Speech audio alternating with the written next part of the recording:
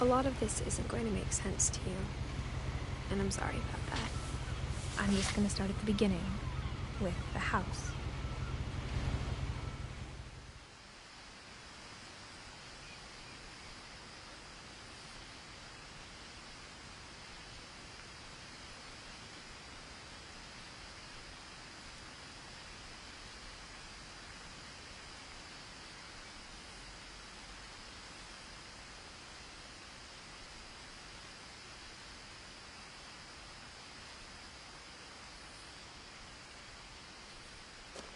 Someone had put up a chain link fence, but it looked like I wasn't the first person to hop it.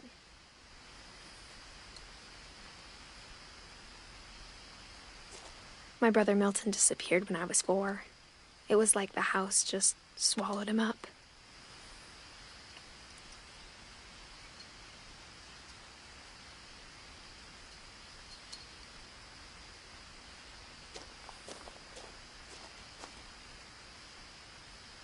Okay.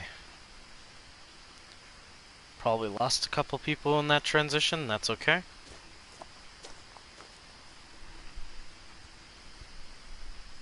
Penny is out cold. Just taking a big ol' nap.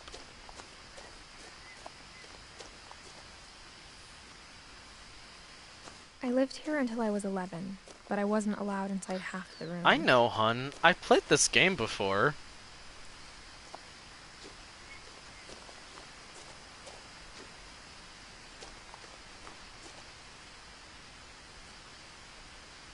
Those are pretty flowers.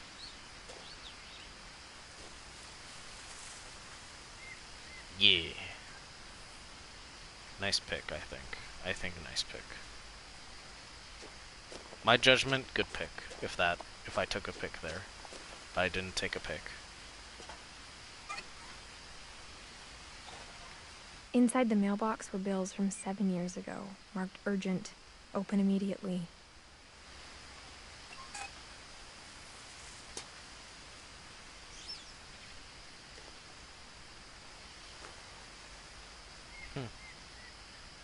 Cute little flower pot.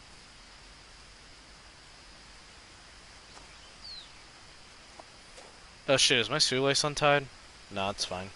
I hadn't been back since my brother Lewis's funeral.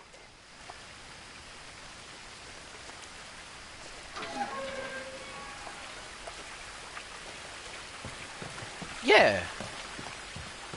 In her will, my mother left me a key, but didn't tell me what it unlocked. Yes, the reveal of a key. Maybe she thought I'd know. Or she thought kidding. the mystery I'm would be sorry. enough to bring me back.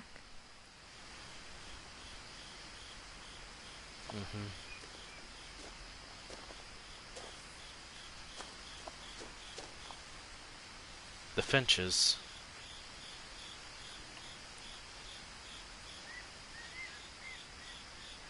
There's 5 of them.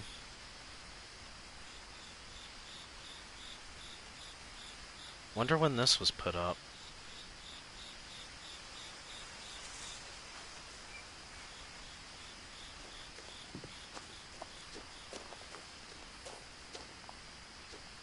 No. Not the road, not this time.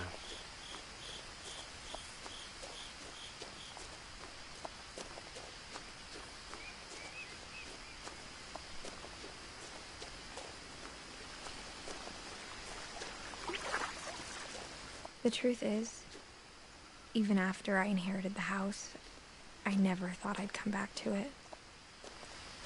But now I had questions about my family that only the house knew the answers to.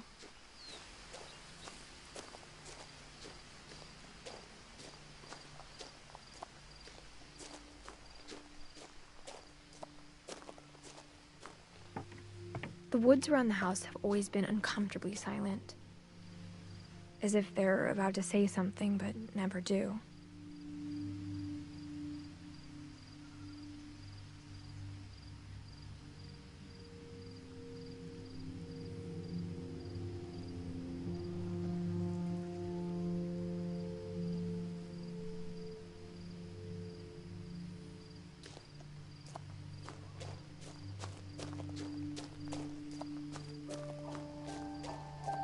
Sorry, I'm just taking in the ambiance. I know it's my birthday, I can do what I want, but this is a game you get to be mostly silent for.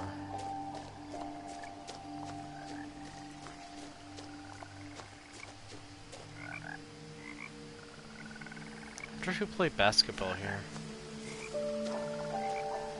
Kind of works for just like all-purpose. The house was Let the exactly kids have like I fun, remembered but it, the way I'd been dreaming about it.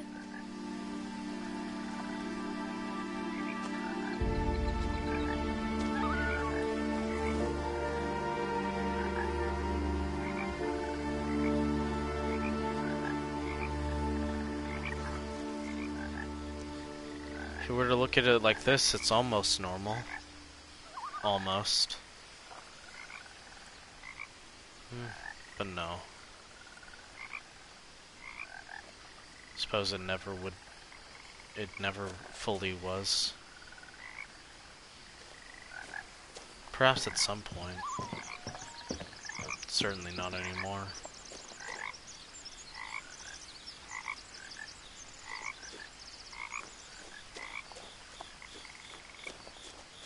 As a child, the house made me uncomfortable in a way I couldn't put into words.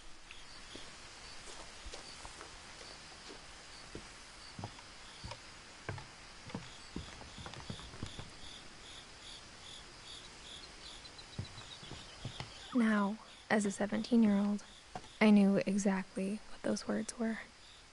I was afraid of the house.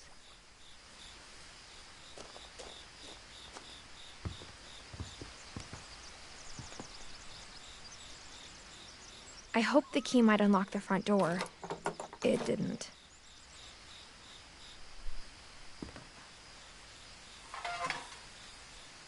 Looking in, I felt like the house itself had been waiting for me.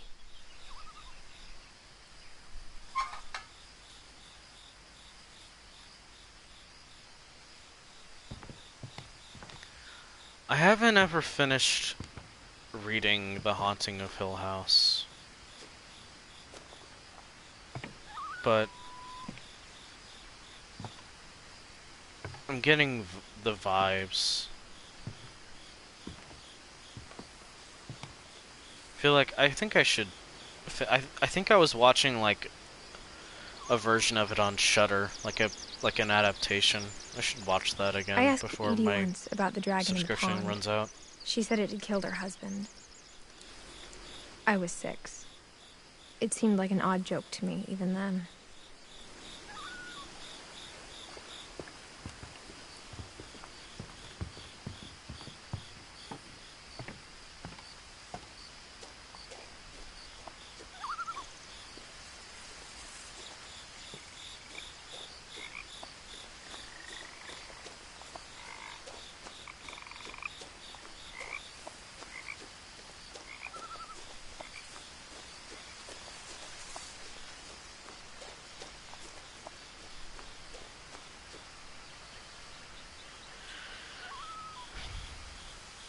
Strange jasmine, how the vine up the arbor to your door.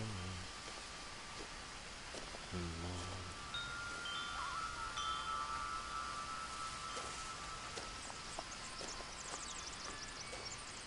The house felt like it had always been here. Even the swing set was older than my mother. I don't want to go on that swing set then. Then again, it doesn't really look like it's been used for a long while. It's probably rusted in place.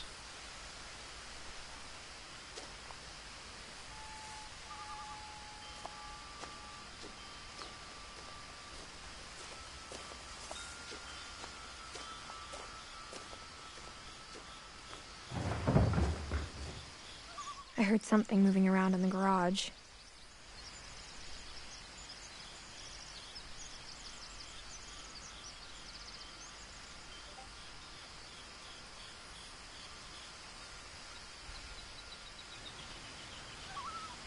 Can you imagine, like, your home being secluded by mountains? And you're on an island, too. But you're so out of the reach of everyone. It'd probably be relaxing, but I know, like, it'd probably be relaxing in some ways, but I know, like, I'd be pretty spooked in myself in some way.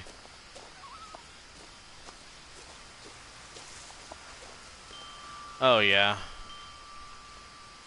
We used to vacation up in the mountains, plus every once in a while I Going to the drive. doggy door used to be a lot easier when I was 11.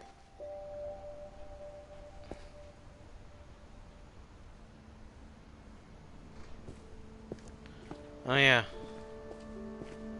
Go ahead and do that. Like, if you gotta, you gotta. If you should, The you power should. had been turned off the night we left.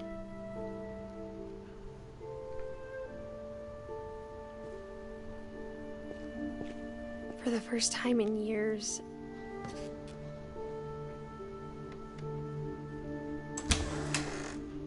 I felt like I was home. Hi, house.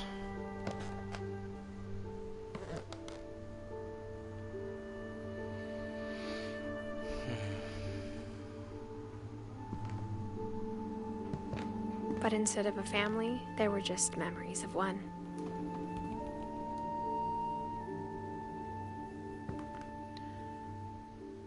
It's a ship's wheel. That's interesting. Like how after Lewis started working at the cannery, we all got sick of eating salmon. Except our cat, Molly. I mean, that's also a pretty continuous and sure local business, but man, that's a lot of fish. In like prepared the Or same only way, one basically. restaurant would deliver to our house. So we had Chinese a lot. Eh? Can't fault lo mein.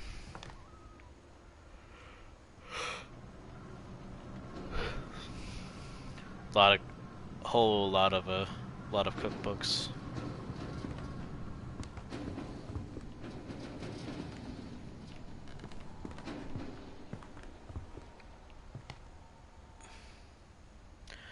In loving memory of Lewis Finch, December 27th, 1998, November 21st, 2010.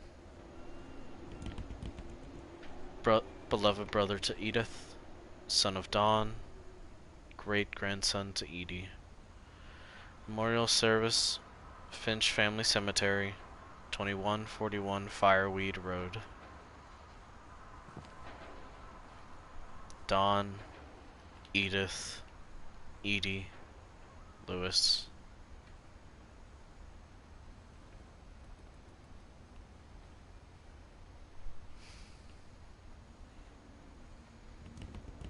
So towards the end there was only 3 Finches left, I guess.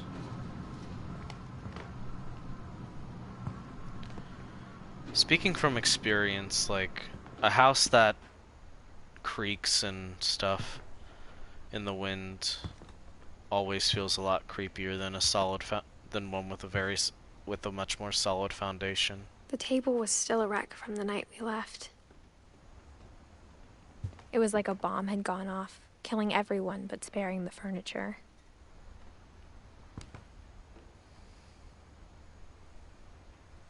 Shattered plate. Spilled wine.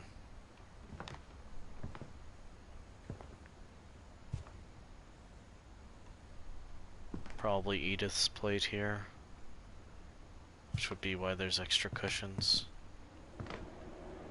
My mom was the only one of us who could imagine Great-Grandma Edie living in a nursing home.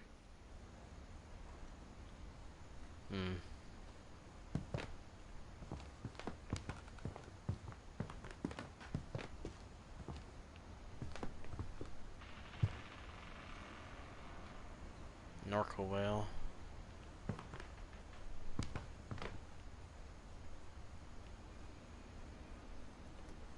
Nothing in the house looked abnormal.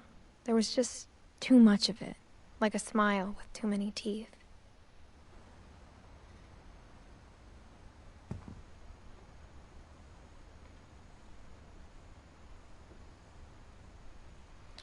I can see Even the what you mean. fireplace had a story. Edie told me the bricks came from the original house, after it sank. Mm-hmm.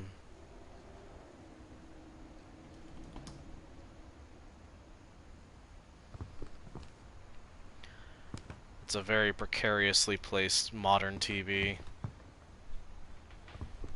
Is there anything like holding the backup? Probably the boxes. That's a sick coffee table, though. I wish I had a coffee table like that.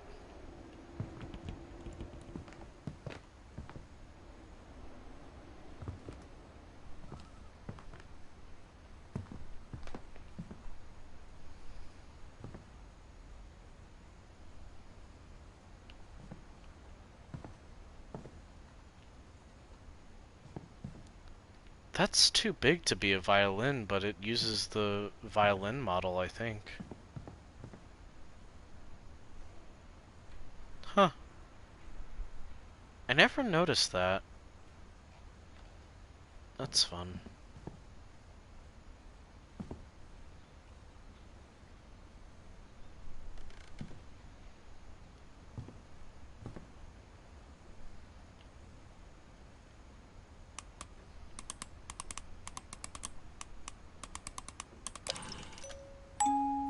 Great-Grandpa Sven built a music box for Barbara, along with the rest of the house.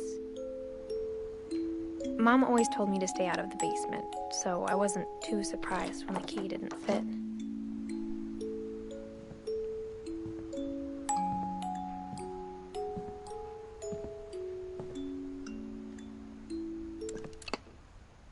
After Milton disappeared, Mom sealed up all the bedrooms. Then Edie retaliated and drilled peepholes.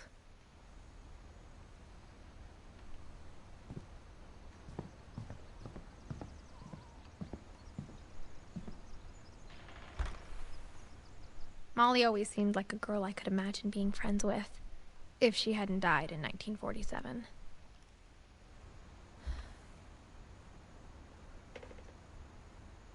At the age of 10.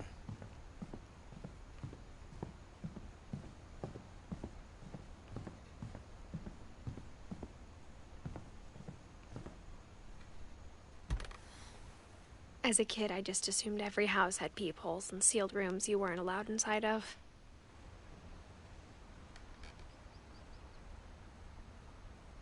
It's a bathroom. But also a memorial. The weird. Book of Sand.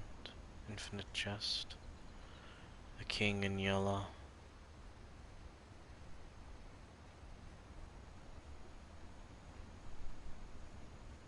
The Metamorphosis.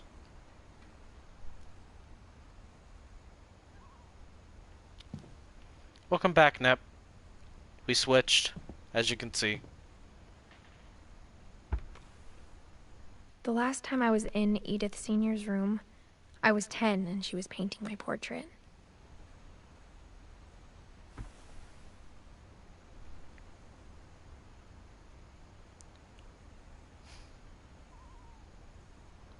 I wonder who updated Edie's date there.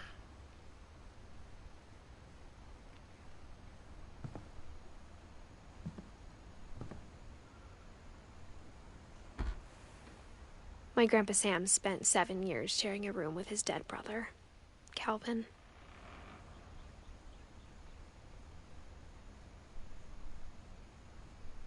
Man.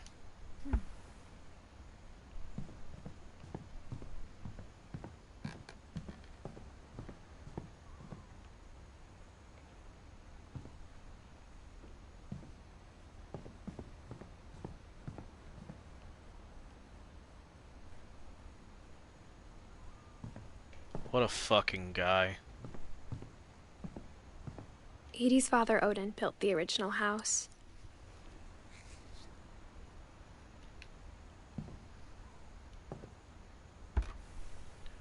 Barbara was a child star for 2 years, until America grew out of it.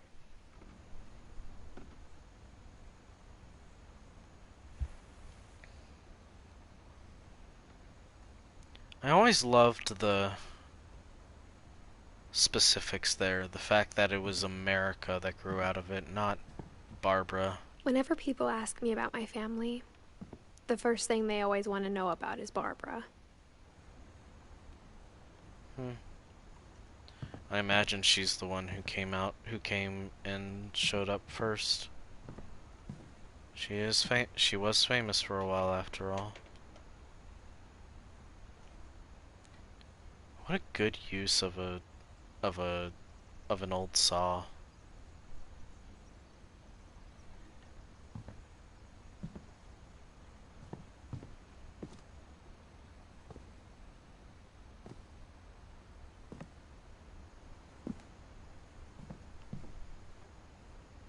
A lot of things got left behind in the whirlwind of that last night. A lot of things. My mom wasn't much of an optimist, but she never stopped believing that my brother Milton was alive.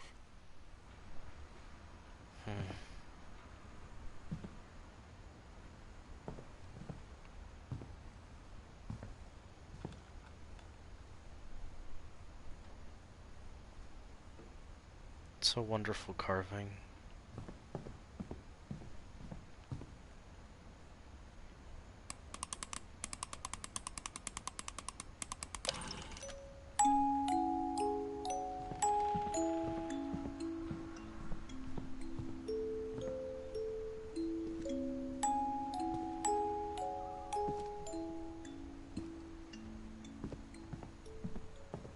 I spent a lot of time playing in Great Uncle Walter's room. I think my mom sometimes regretted not sealing it up. Lewis told me there were secret passages, but I never believed him.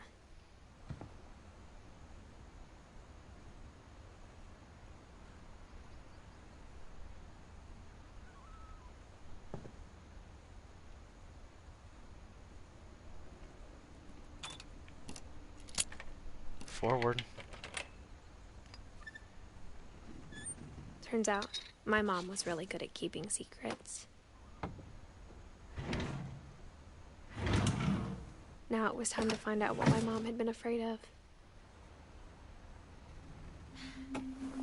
I wish the music box lasted a little bit longer. I tried twice to give this a little bit more ambiance. Didn't work.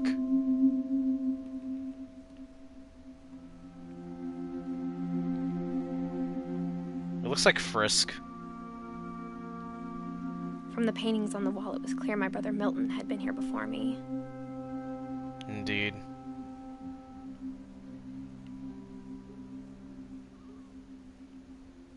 Reading this, maybe it sounds like I had a plan.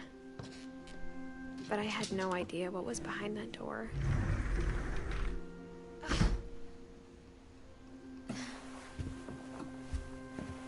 Just like I had no idea where all this was gonna lead.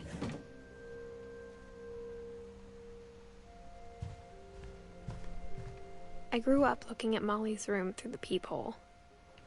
Being inside for the first time, I felt like I'd stepped behind a painting.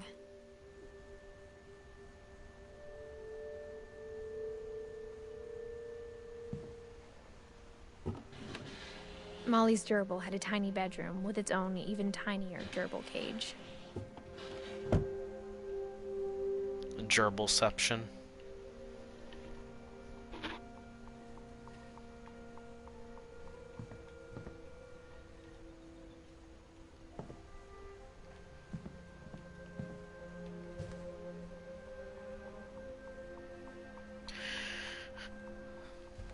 Oh, I like that it's called the Orcas Island Calves. That's cute. It's kind of weird because it makes you think that, like, the team is specifically, like, baby whales. I wonder if it's like a junior league It would make sense for Molly since she would have been like around 10.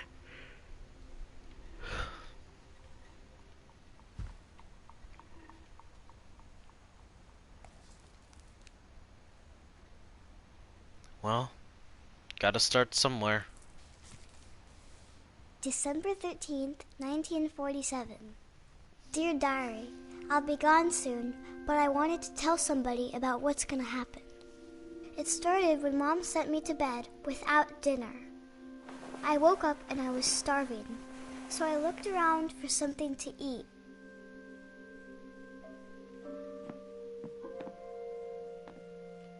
My Halloween candy was all gone. No! No, not the candy, it's all gone! No! The gerbil food was dry, but I didn't mind it.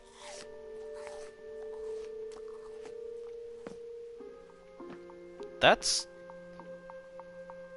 gerbil droppings, I think. Methinks. Mom, can I come out now? Sweetheart, it's late. Go to sleep.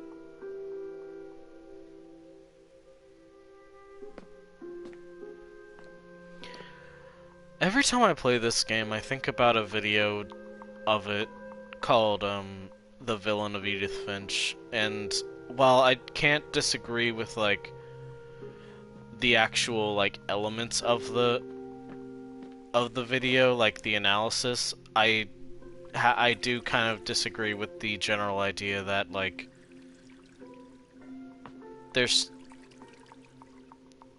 I thought about eating the structure of this but game I held back. does not lend itself to any kind of villain. There can be, like, the reason or like an analysis, but there's no villain. There's no mastermind. There's no antagonist. Welcome back, babe.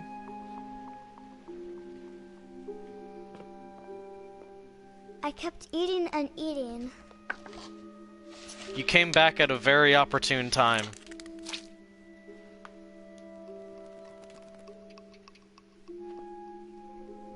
I ate a lot of things that night. I'm back to thinking about The Haunting of Hill House.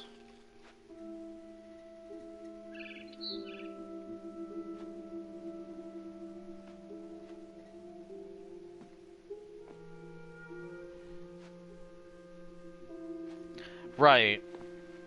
My point is that, like, Then I heard chirping outside my window. I follow and understand. You just got back. I understand. I get it. I was saying, hey dragon. Hope you enjoy. But what I was saying was, like, I am aware of the YouTube video. I have watched the YouTube video, and while I can't disagree with it, I like most of it. My point was basically that, like, while I can't disagree with, like, the analysis and stuff, I disagree fundamentally that, like, you can make a villain out of any of the characters when, or anything like that, when, like, it's a game that deals a lot with, like, grief, ways you cope. Hey, bug. Okay, my sister's here, so I'm gonna close my door. Don't want stuff traveling too much. But yeah, it's entirely, like, my own take. It's entirely on me. It doesn't matter so much in comparison to, like, what that video actually talks about, which I think it talks about interesting stuff. It's going good. I hope you're doing good. It was a barn swallow going back to her nest. Yeah. You get it, babe. I reached You get out it. for her.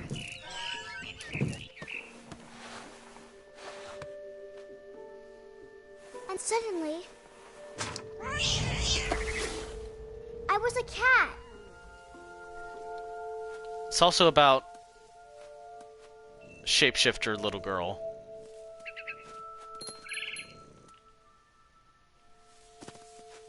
I tried to be quiet, but the bird was really scared.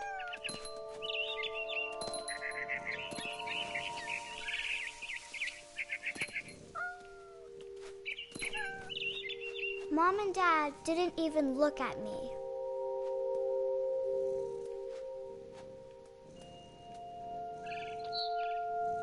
Purring so loud.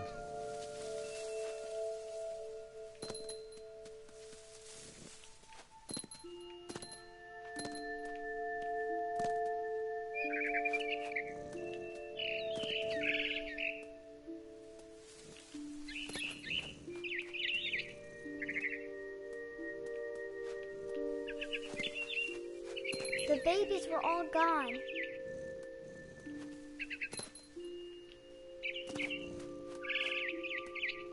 I jumped and I almost got her.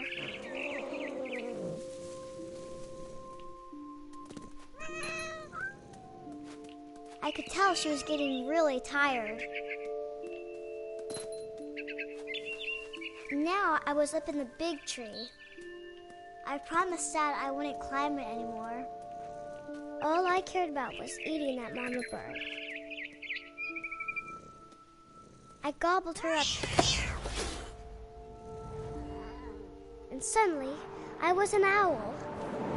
First, all I heard was the wind. Then I heard little teeth nibbling in the grass.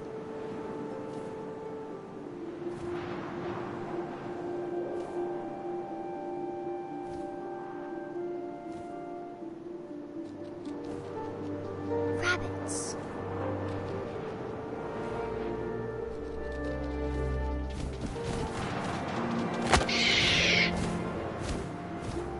I imagined his face looking up and seeing mine through my talons.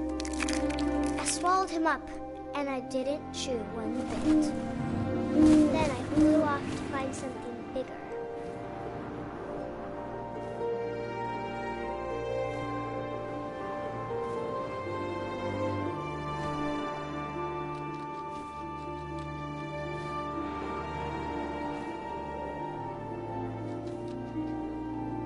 A mama rabbit.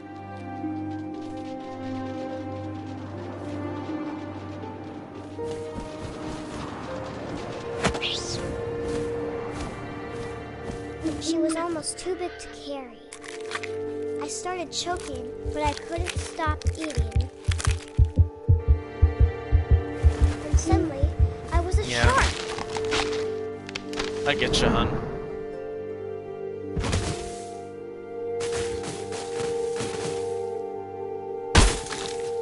Ow.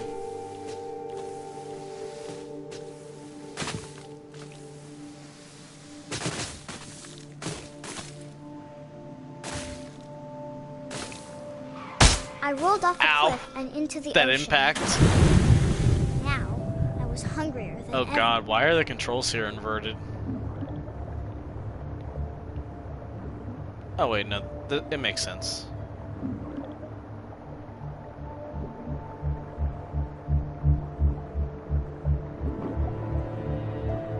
I wanted fat, juicy seals.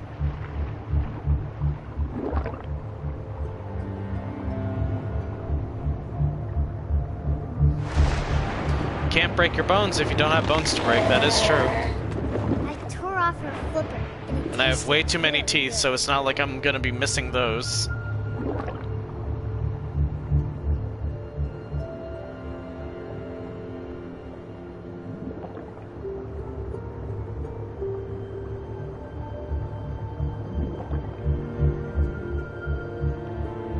I'm in a really shallow bit.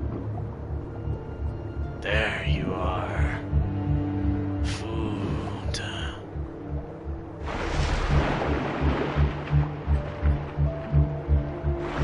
Grabbed on tight. But I was so hungry, I jumped out of the water. When I opened my eyes, everything had changed.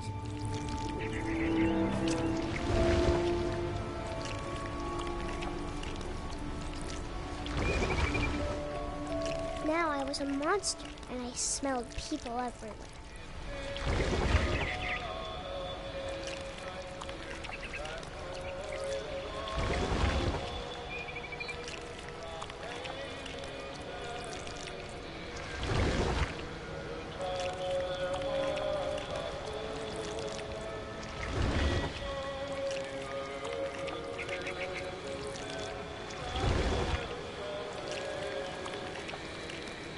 I was big, but I moved real quiet.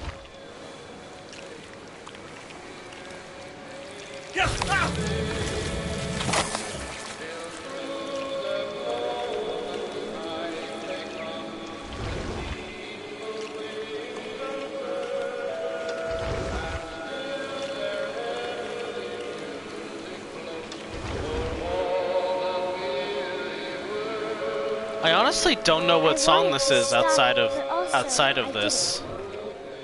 I never heard it. This song though. The drunken sailor early in the morning. Rusty razor, leave his belly with a rusty razor. Shave his belly with a rusty razor early in the morning. With a drunken sailor, what shall we do with a drunken sailor? What shall we do with a drunken sailor early in the morning? Daughter, put him in bed with the captain's daughter. Put him in bed with the captain's daughter early in the morning. Sailor, what shall we do with a drunken sailor? What shall we do with a drunken sailor early in the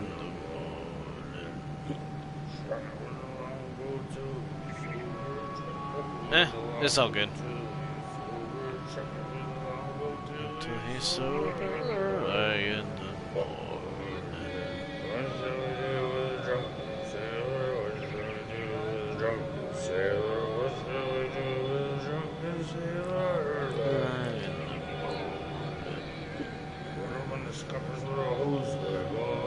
Put him in the scuppers with a hose pipe on him. Put him in the scuppers with a hose pipe on him. Early in the morning.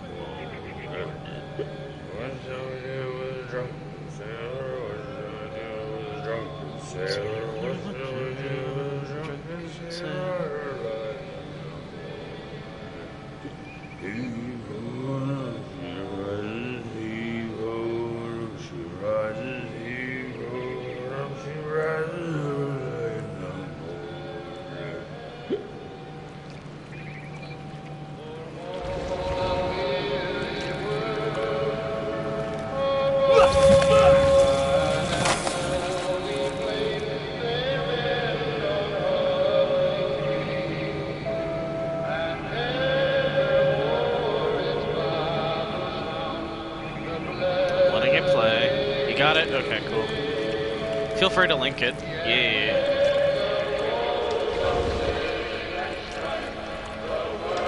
My boyfriend is quick on the draw.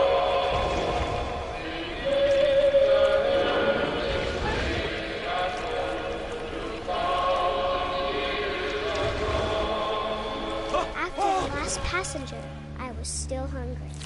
And to cross the water, I smelled something new. Something I had to have, so I swam towards it.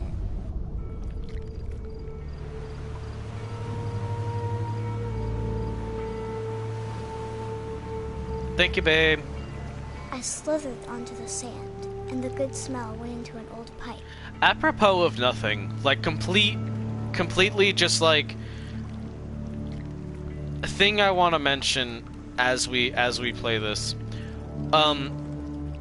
I stream through my PS4, which means I don't really have like a webcam or like most of the stuff that people can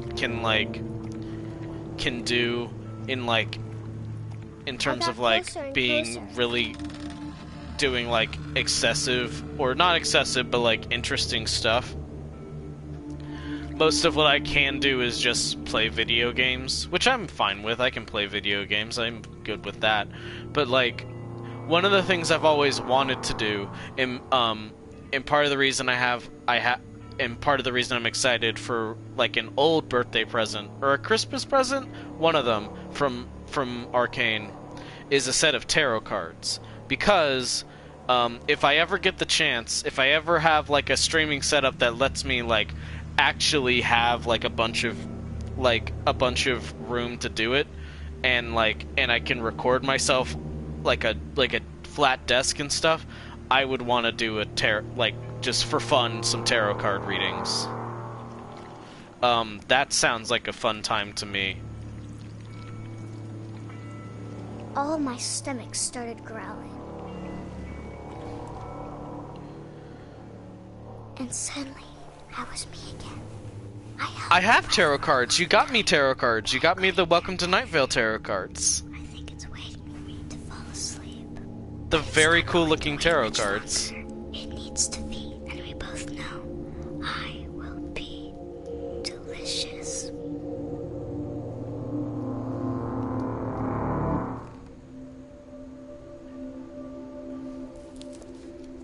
I don't know how to do tarot just yet, but like if I have like the chance.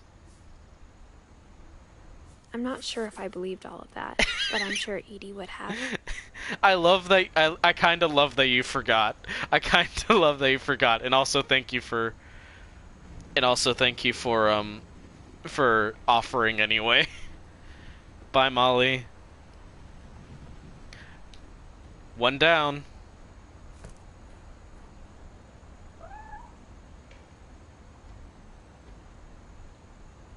That was a cat. That was cat noise, what we heard. Cat noise, Everdeen.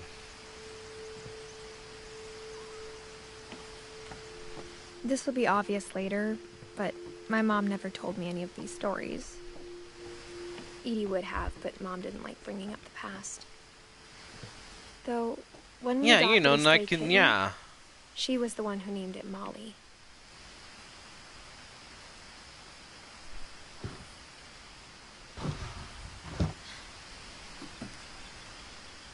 I spent a lot of time in Great-Grandma Edie's room.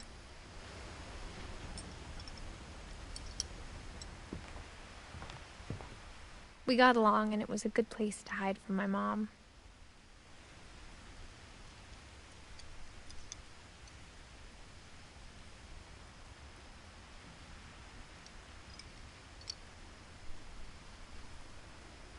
That is all it took for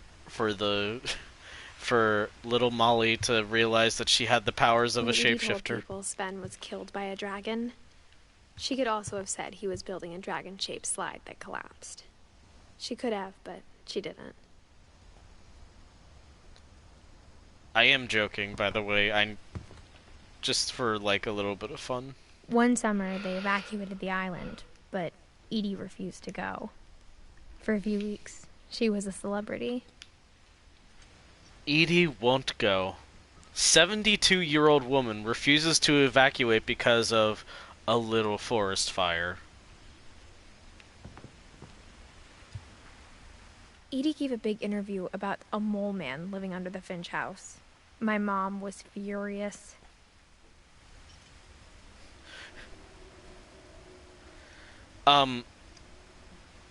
All it took was one shitty parenting decision and 3 items that shouldn't have been there, and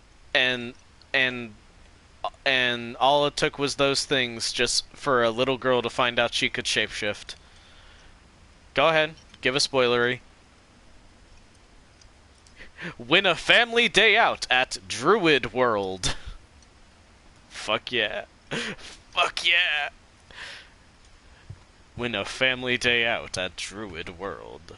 Lewis died a week before we left, but Edie had already started to memorialize him.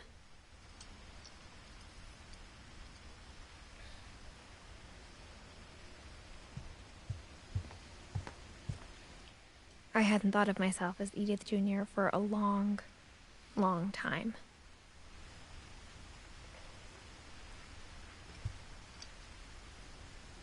Sam Photo Award.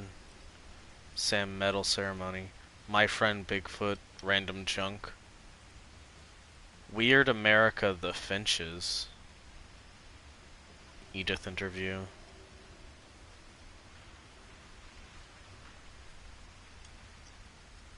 Conspiracy Now. Home movies.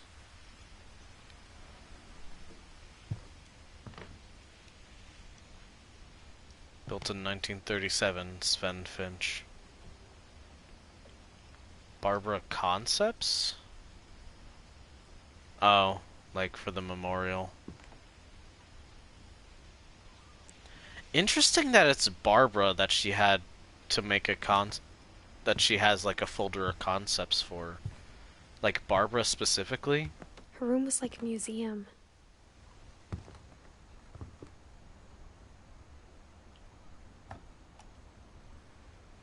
For 500 years, the Finches have been famous throughout Norway for their fortune.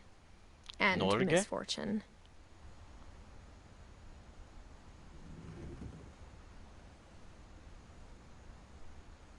Jeg er Mena. Jeg er kvinna. Kvinna Mina. I'm speaking Norwegian. Haha. Hee. Odin Finch buries the latest victims of the family curse, his wife Ingeborg and their newborn son, Johan. On January 7th, 1937, he set sail with his family and his house, hoping to leave the curse behind.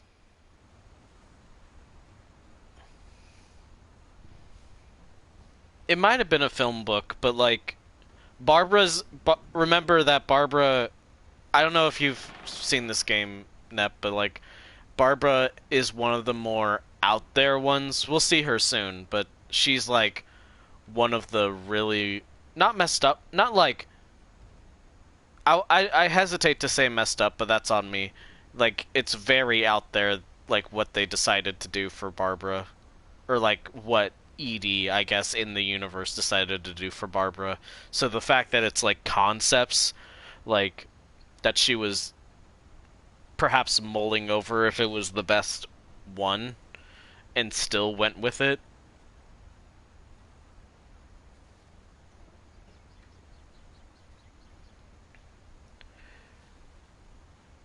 But 40-foot waves off the coast of Washington send the house and Odin to the bottom of the sea. Oh my god, I didn't realize you can see Odin like on the house. Can you guys see that? Like on the house you can see him. Holy shit.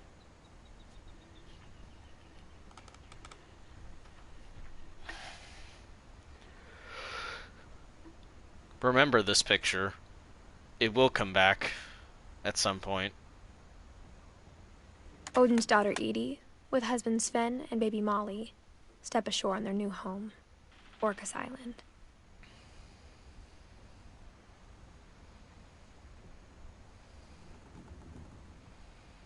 Odin Finch is the first to be buried in the new family cemetery. There it is.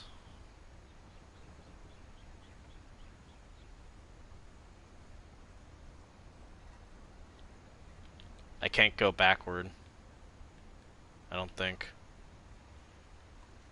But like, he was one sailing a house. Yes, wild idea from Norway to America. But like, he was like in the picture. He was struggling. He was like, we don't know the full story, but he was desperately trying to keep the house attached to the boat to keep it together.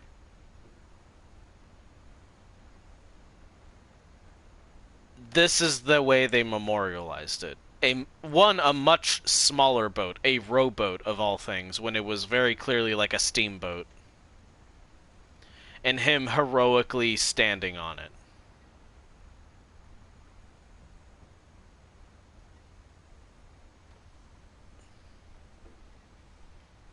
His daughter Edie is already dreaming of a new Finch house.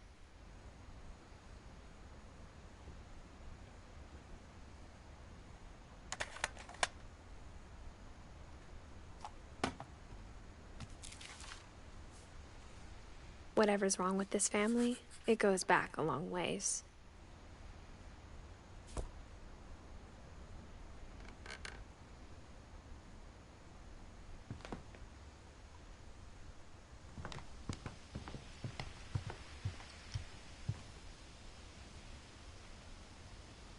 Good old Norway flag. Yippee! Even in her 90s, sometimes Edie seemed a lot younger than my mother.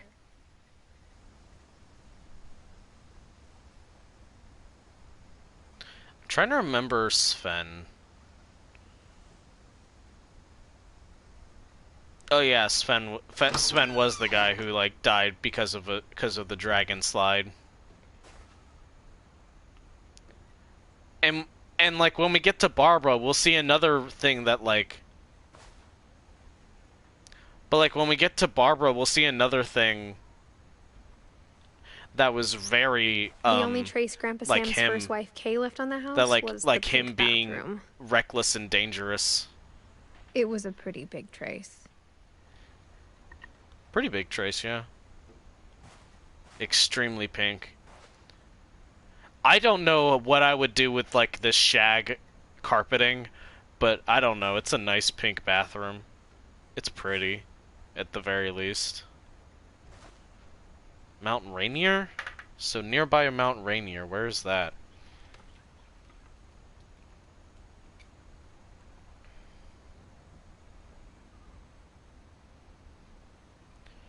Washington.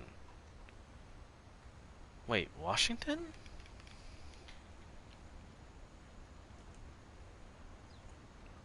Washington? Wait.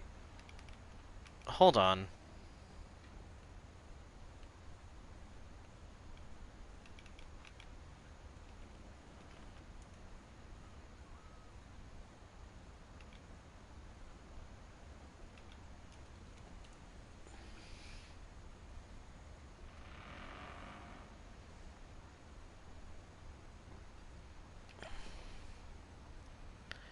God, that does not help me. But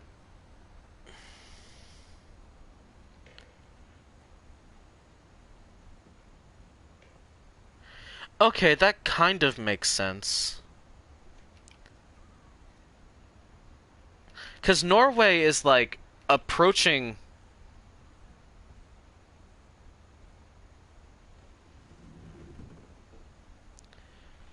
Yeah, I'll look at the bathtub, but like, okay, so let me emphasize this. There was a short trip that Odin could have taken to get home, to get to a place. He went to Washington, the West Coast, from Norway, which would require him going around Alaska and then all the way past all of Canada down south to Washington. It's not a crazy trip because Norway is like approaching basically close to the North Pole. It's very close to, it's very, very north. But like that still feels wild to me. And also a house. And also a house. Like, oh, like basically having to sail around a whole continent with a house. That's what Odin did. He sailed around America to get to Washington with a house. Like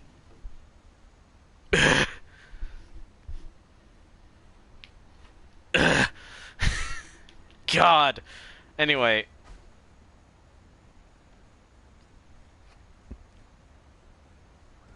Bathroom.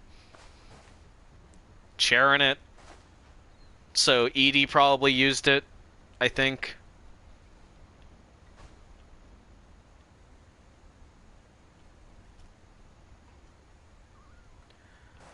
I mean, all things considered, pretty safe journey. Got all things considered, a pretty safe journey because he made it almost to Washington. He made it to Orcas Island, which is apparently like off the coast of Washington or whatever. They made it to Washington.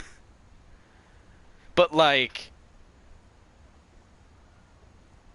not quite, you know? Like that is a crazy journey to undergo. And they almost made it.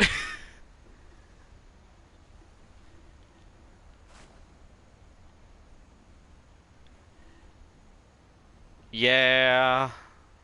Yeah, I'll get to that warning. Oh boy, I'll get to that. Excuse me, sleepy a little bit.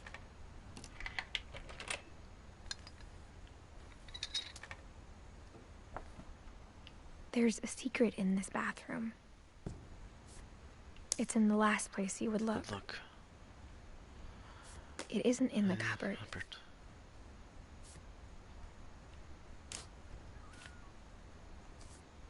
Why am I... It's hidden in this book.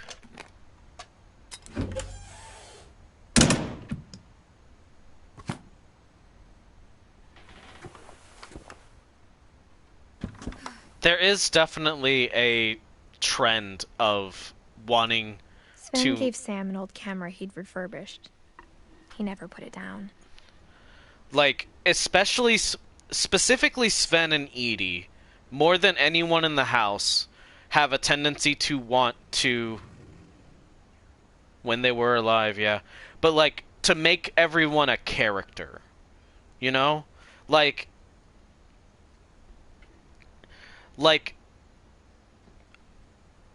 how the twins are always an astronaut and a soldier.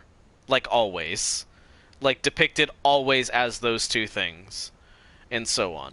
Like, make them larger than life. Again, the Odin statue in the cemetery versus, like, the photograph. And even then, the photograph is fucking wild.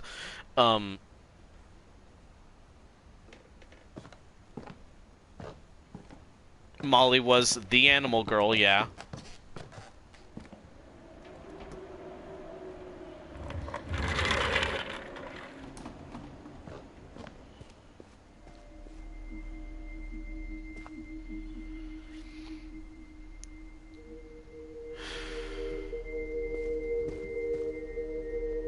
Not old enough to buy a beer, but go on and list them.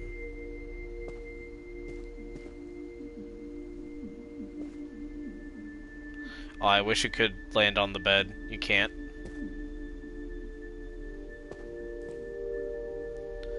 I mean, look at this. I mean, look at this. I mean...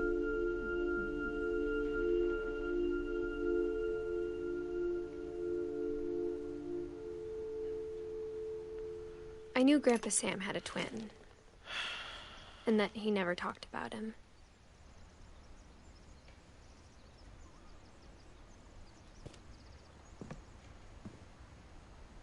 I guess my grandpa didn't like history any more than my mom did.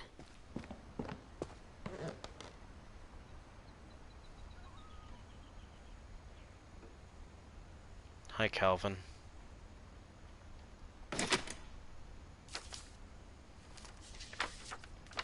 How I want to remember my brother. The thing I remember is that when he made up his mind, that was it.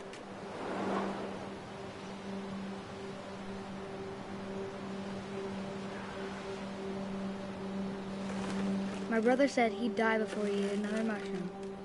And he did. At Barbara's funeral, we swore we'd never be afraid again. And he wasn't. I think Calvin Cast on the always foot. wanted to fly.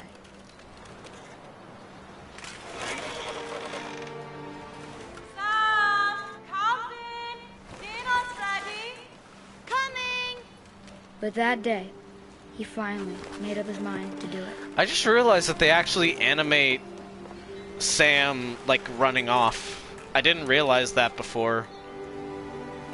I told him going around was And, like, impossible. multiple other bandages. Like, there's one on his arm and on his leg. Like, it's more than just the cast. He gets hurt often. Maybe if I hadn't said that. Yeah, I saw, like, a glimpse of it. They do, like, have him run off. Tell you again. Maybe if the wind hadn't picked up. Then maybe he'd still be here. But I doubt it. I think he'd already made up his mind. Good question. Good fucking question. Here we go. That's what I want to remember about my brother.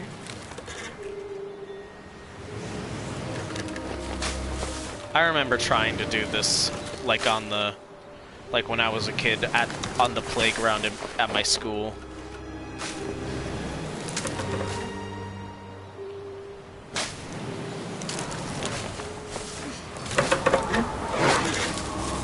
Man, what if we went around the other way, though? The day he made up his mind to fly. And he did.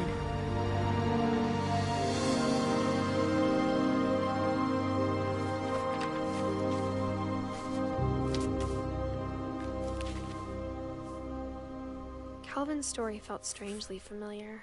When I was younger, I remember trying to do the exact same thing. No, you can't.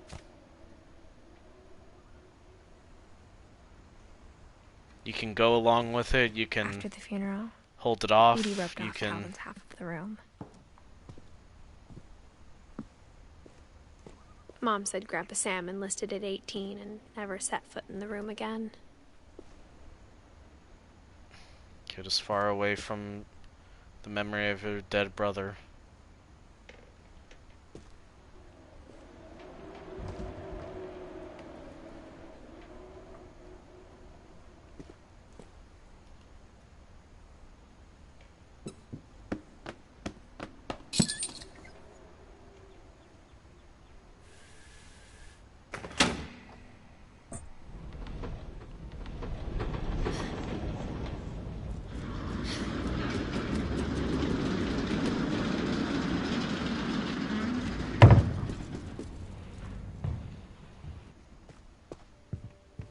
The passages were a pretty tight fit. They'd obviously been built for smaller hands and bellies. We could theoretically skip Barbara. Barbara is entirely No, it's not. I forget. That's a lie. I was trying to think of it. No, you have to do Barbara. I always thought of Barbara's like Barbara the as one that you child have to do. star.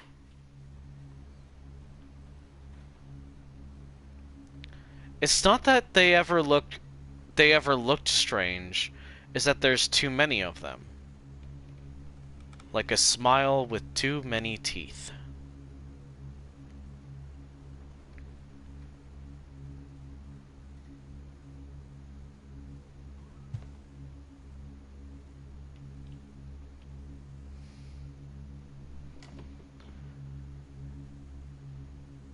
I think that's probably the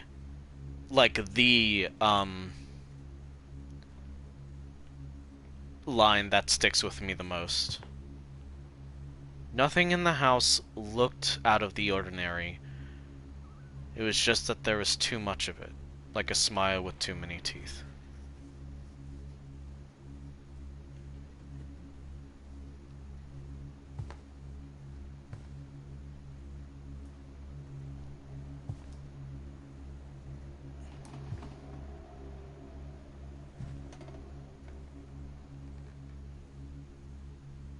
I never thought about how hard it must have been for her afterwards.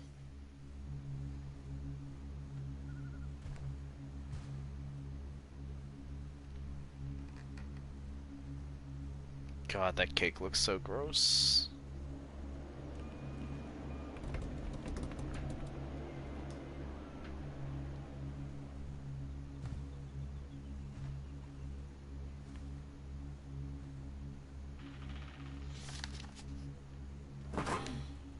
Of all the stories people wrote about Barbara's death, I'm surprised Edie saved this one.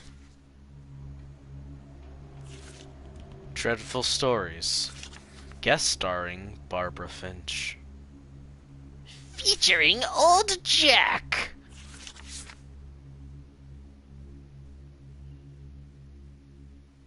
Old Jack here with another ghastly tale inspired by America's most unfortunate family. I'm calling it The Surprise Ending of Barbara Finch. As a child star, Barbara was famous for her scream. Now at 16, she was all washed up. A has-been. But in a lucky break, she'd been asked to perform her signature scream at a local convention for monster movie fans. It was just the boost her career needed. Unfortunately, her scream hadn't aged well. Getting better. I think you just need the right motivation. Her biggest fan and current boyfriend, Rick, was about to demonstrate when... Now that was a great scream. It was Barbara's father, Sven. He'd slipped into a table saw and had to be rushed to the emergency room. But like, Sven got his, like, fucked up his hand. Youngest brother, Walter. Like, he was, like, it makes sense because he does carpentry and stuff, so it's dangerous, okay, I'm hearing but like, frustration, but I'm constantly not getting hearing hurt. terror. And even, like, the boyfriend has, like, a cast. And probably died. Potentially died. In the basement. You're right. Also, Because we I don't know the loved your story. delivery on that. Why is your basement door locked? Because my dad likes making puzzles and secret passages. There's a key hidden in the music box. The secret is to keep winding and winding until finally the key pops out. Thanks, babe. I'll be back in a sec. No, I'll be back in a sec. 20 minutes later, Rick hadn't returned. So Barbara went to look for him, right on cue. She reached for the music box. And as she wound the key, she listened for Rick. But the house Seems so. was silent. Because it definitely seems like Molly was able to go in there. Like, Molly seems to have been, like, consistent there, and Molly was, like, I think, Barbara's sister? I think? Yeah, Molly, Barbara, Calvin, and Sam all are the same, are siblings. And imagine the worst. Right? That's everyone? Molly, Barbara, Calvin, Sam, and Walter. And Walter.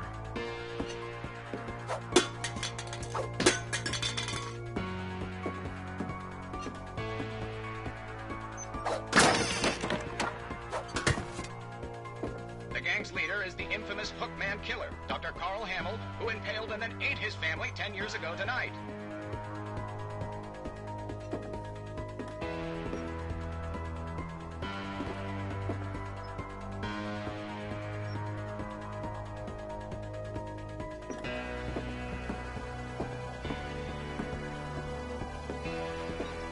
The old fridge rattled.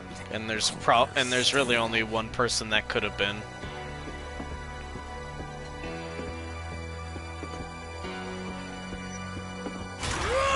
Oh dear!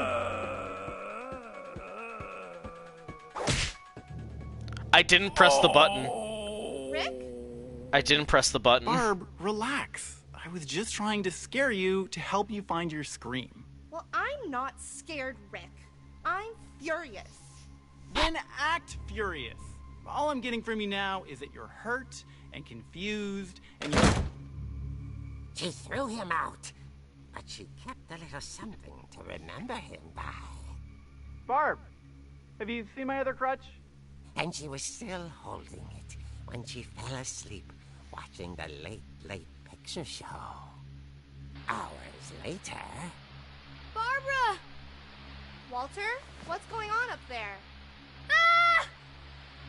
Okay, I'm coming up, but if this is a trick, you're dead, Walter.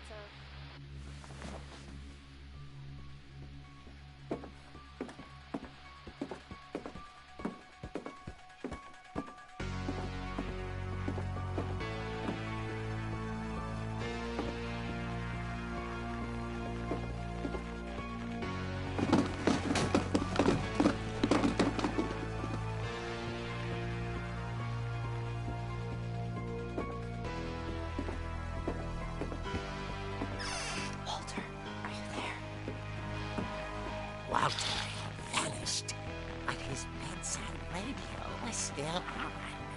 Orcas Island police describe the man as 6 feet tall, with a steel hook for a hand. Residents are urged to lock all doors and windows and notify the police of any suspicious activity.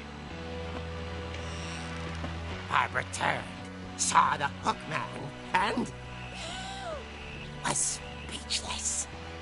He was quite smashing.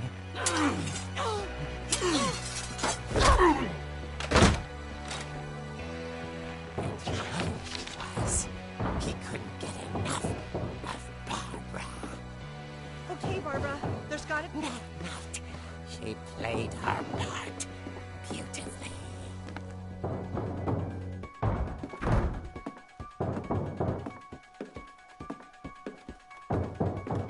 Molly's door hadn't been opened in years. The hinges groaned.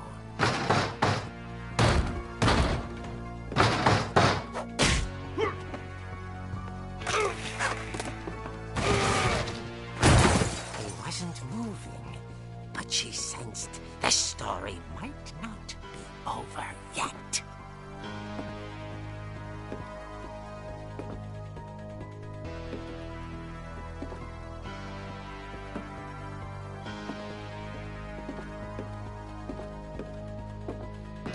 Even, like, this bit, like, the fact that he fell down because he stepped on a skate, like, that's dangerous. You have like rollerblades next to an awning, or awning? No, She listened for his balcony. breathing, but all she heard was...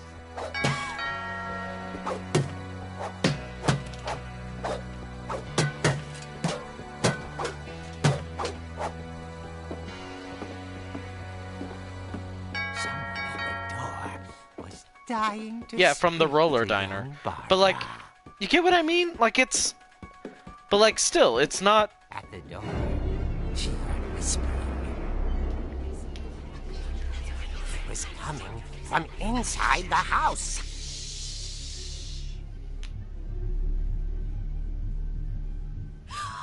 Oh dear.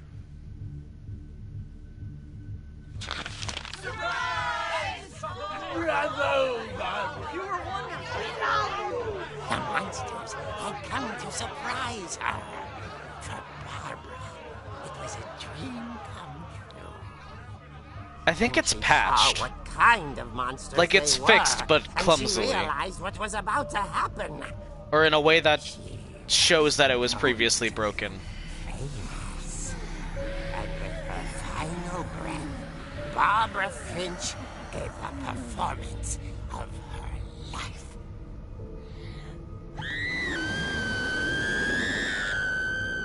I wasn't there myself, but Oh my god, they are. Barbara was magnificent. Oh my god, they are. Girl. Holy shit, they She are. had a taste for Fucking style. amazing catch, Nep. Holy shit. So did her fans.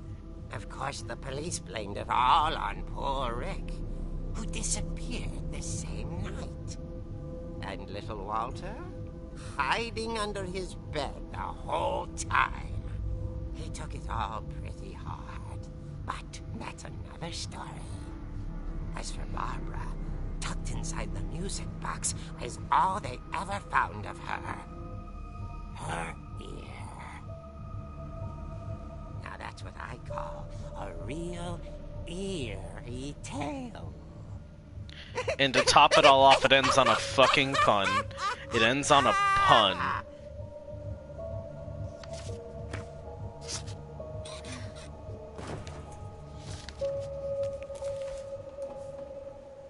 Edie told me all Barbara wanted was to be remembered, as absurd as that comic was. Maybe what Edie saw was a happy ending.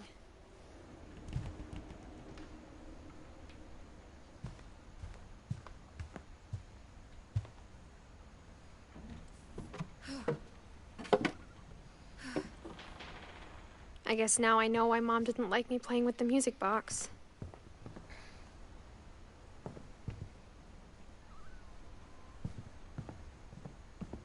But yeah, look.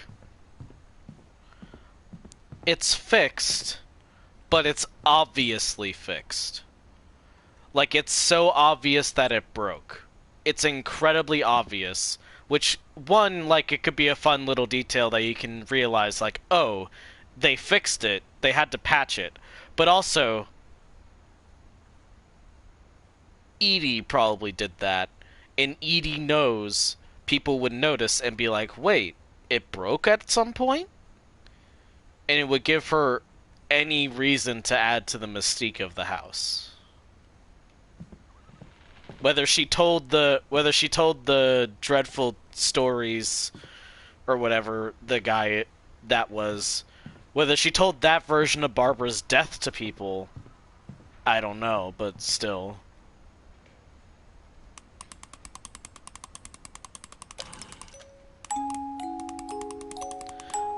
Also, there's no blood stain. I just want to point that out. There's no blood stain on the Barbara music box.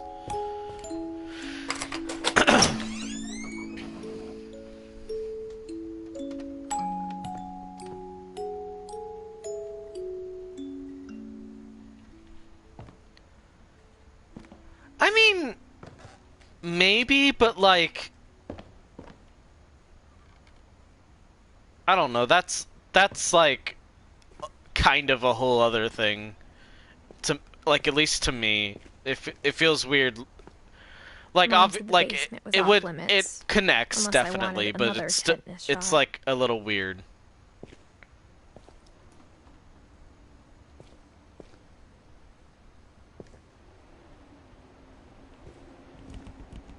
But yeah, no, tetanus shot. Absolutely. I had to get one when I fucked up my hand, carrying packages. My thumb. I mean, that's a given, because, like, metal.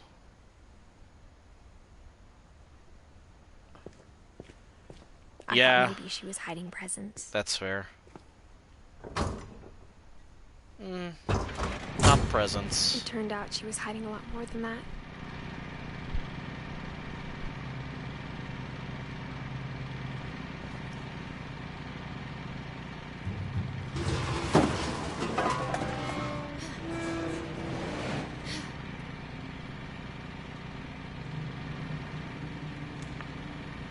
I remember asking Mom once about where Walter had gone. She said after Barbara died, he got as far away as he could. If there's a pattern in all these stories,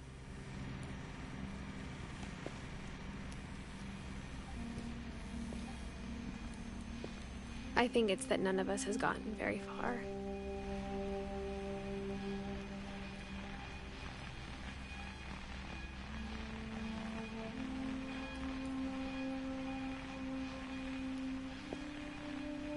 And even then, they kept the mural. They kept the paint job on it.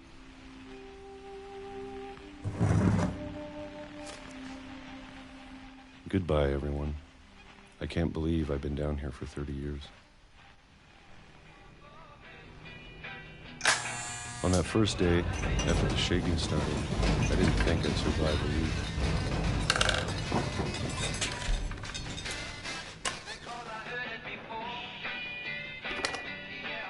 But after a few days, I settled into a routine.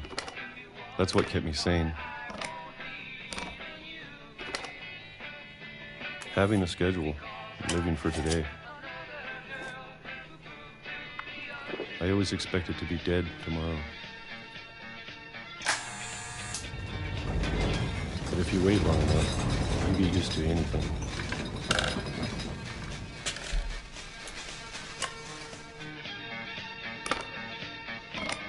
Even a monster on the other side of the door starts to feel normal. Almost friendly.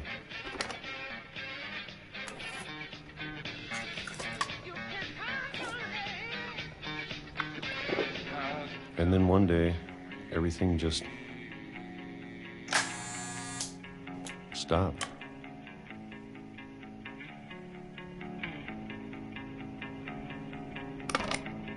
Whatever that thing was, it was gone. Maybe it got tired of waiting. Or maybe I just got tired of being afraid.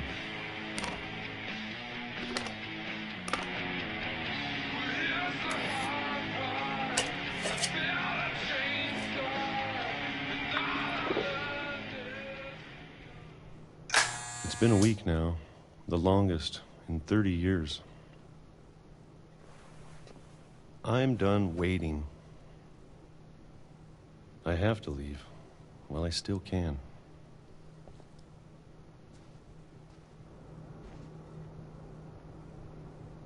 A smile with too many teeth.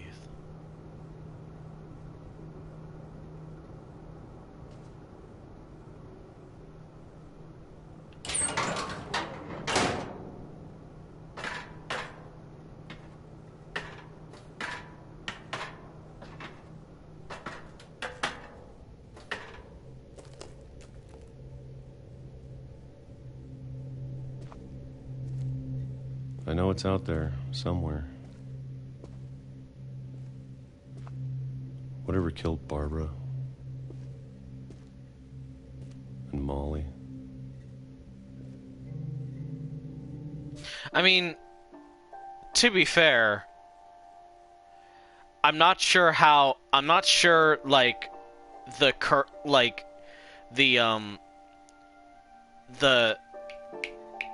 stigma about it back then, but 1952, roughly. Like, 1950, 1960s, like, around then, I don't know how good the therapy would be, but you're right. You are correct. At what point did this start, though, is my main question. Maybe this is all a mistake. But I need to stop living the same day. He was, yes. Even if it kills me.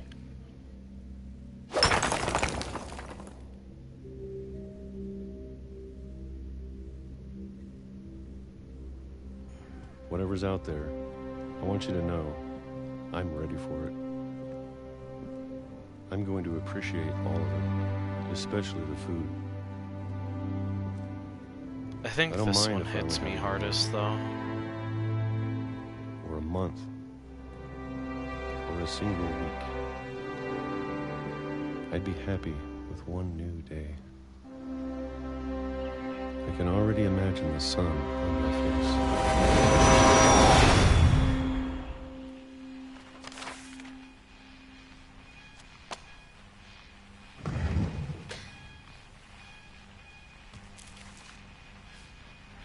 Walter died when I was 6. I can't believe my mom never told me he was down here.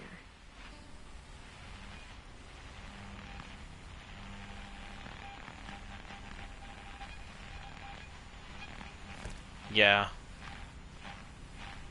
30 years down here. I'm sure my mom was trying to protect me.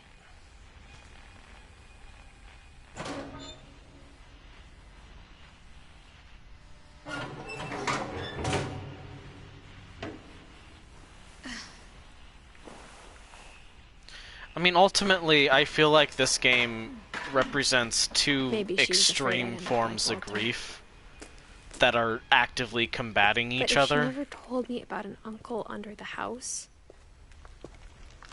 I can only imagine what else she was hiding. I don't want to Yeah. make the same mistakes she made. Trying to bury something that's still alive.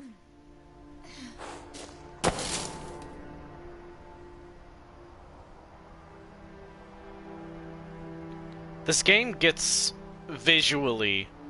Now that It's there's only already one of dark, us but it left, gets visually dark or now, maybe and I two. have a very bright light from the I thought it sun was time I setting. heard the stories for myself. And found out what happened to everyone else. But now I'm worried the stories themselves might be the problem. Maybe we believed so much in a family curse, we made it real.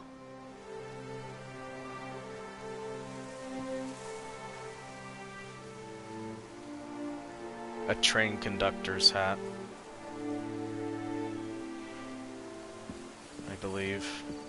I think. Could be wrong.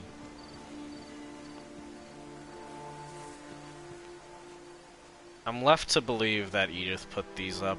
I don't know if I should even be writing this.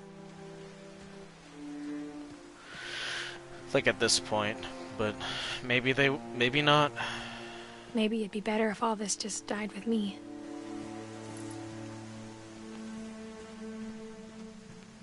But I thought you should know about your family.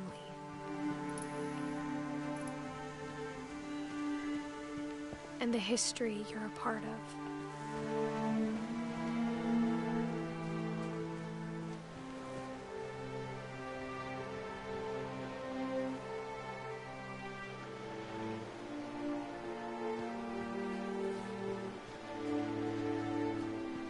Though to be honest, I feel as lost as you probably do right now.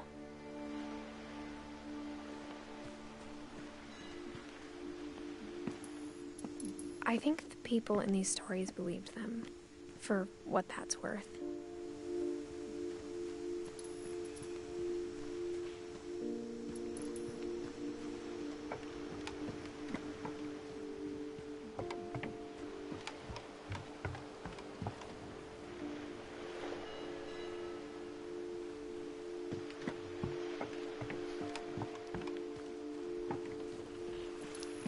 Yeah, Yeah.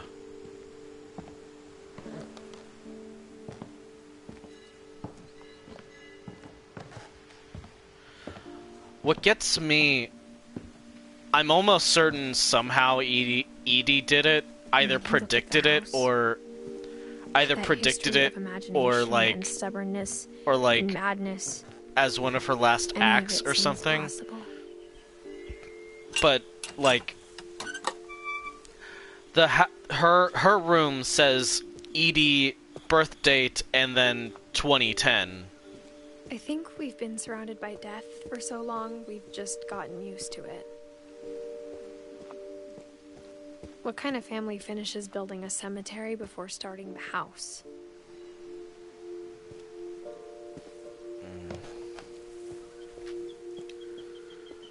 Like, it's embarrassing for me someone to had admit to this, but finish that.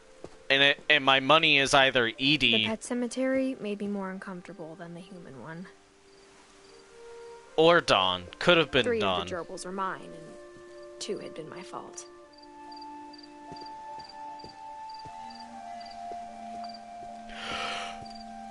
Sven built the house, but it was Edie who designed the cemetery.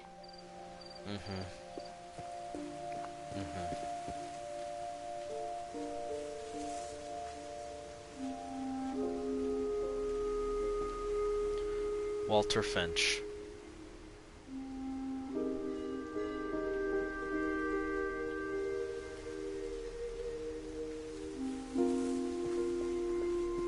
I'm sure Odin's monument had been Edie's idea. My mom was always trying to move on, but for Edie, the past never went away.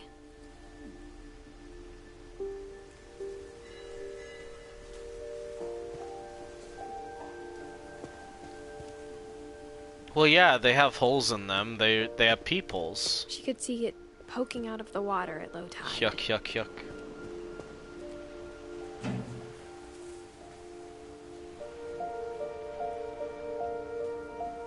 Edie said she dreamed about the old house every night. Mm-hmm.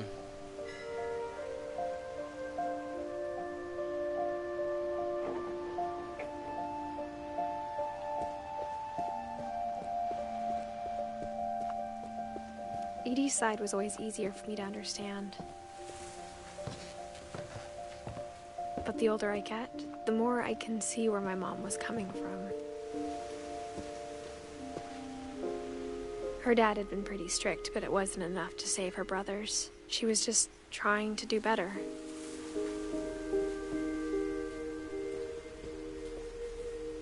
She lost 2 of her brothers, just like I did. I get why she tried so hard. A house to and a protect us. graveyard more alive.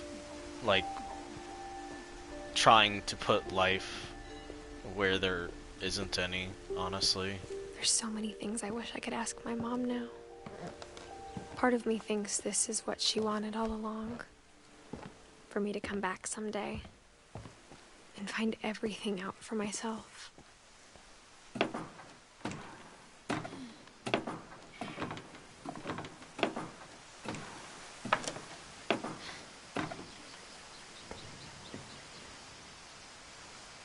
But looking back on it now, if she told me there was going to be so much climbing, I never would have come when I was 22 weeks pregnant. Mm-hmm.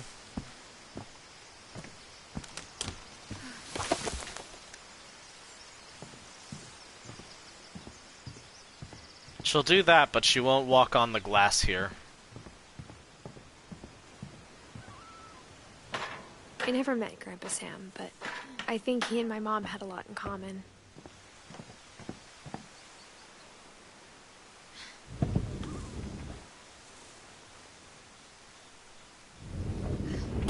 They were both pretty intense.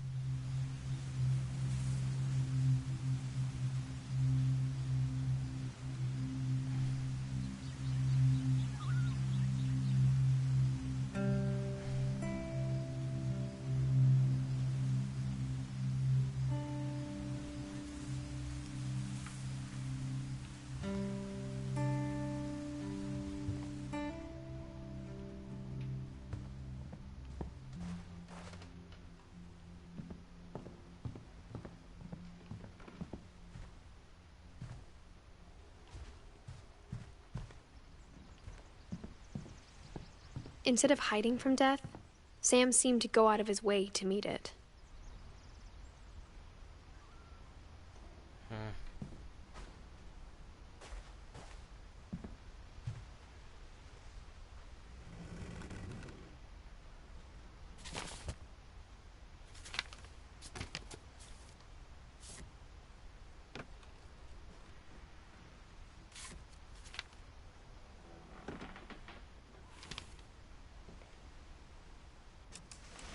Dawn, I promise, you'll never forget this weekend. Yes, sir. These memories are gonna last a lifetime. Hmm? Perfect. Am I gonna have to shoot anything? It's gonna rain the whole weekend, isn't it?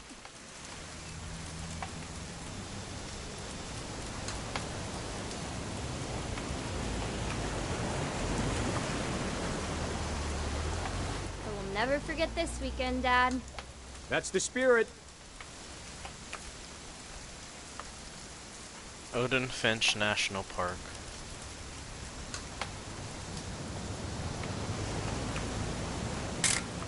Okay, got it. I'm gonna take some pictures, okay? Just be careful. That camera's older than you are.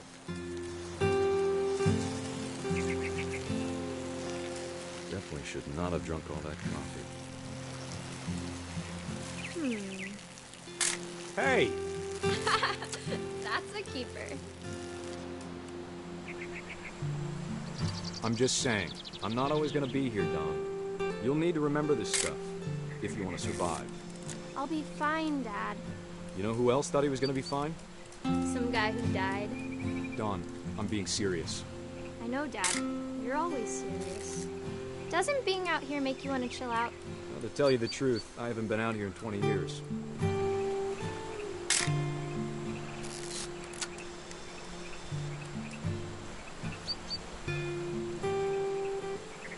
Last time I was with my brother Calvin. Man, that was a great trip. Your grandpa's Fen taught us. Dawn, don't you think you could find something more interesting to photograph? Whoops. We found an old logging trail. There were deer everywhere. Dad! Good eyes, Dawn.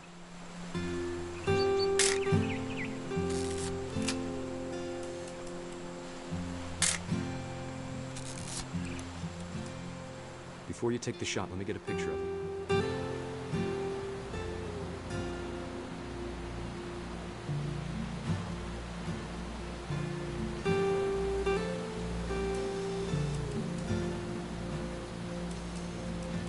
Dad, I...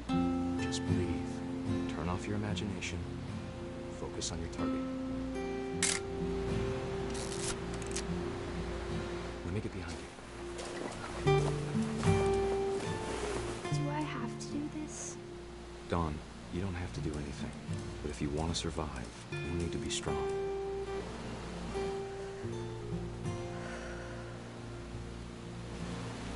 Now keep yourself squared up, elbows down, like we practiced. Whenever you're ready. Great shot, Dawn!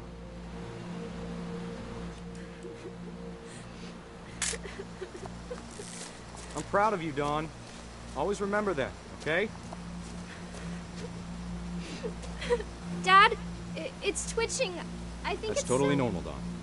Just focus on the camera. Try not to think about— Dad!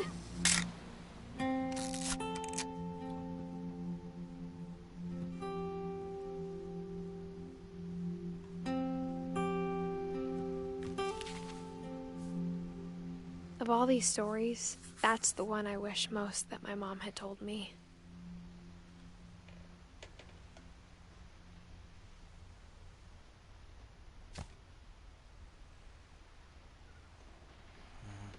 Sam spent his life shooting photos, but Mom said he got nervous being in front of the camera. I guess we're all afraid of something.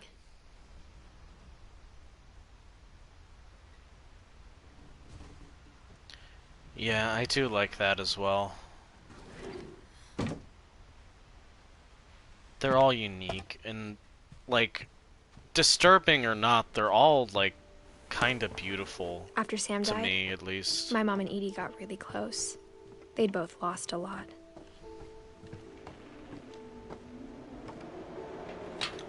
In admittedly a very morbid way, a very, like, a way that, like, normally isn't a thing.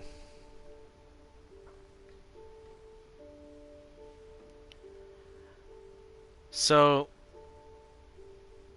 there aren't many that I can skip, but I can skip Gregory. I can skip Gregory. I'm pretty sure.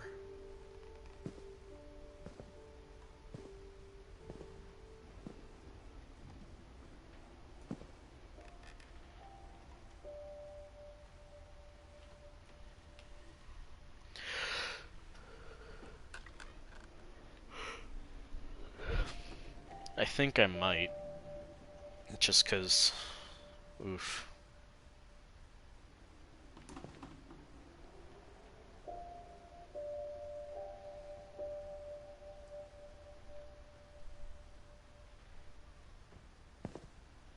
Yeah, okay. Content warning for anyone who needs to, like, leave for, like,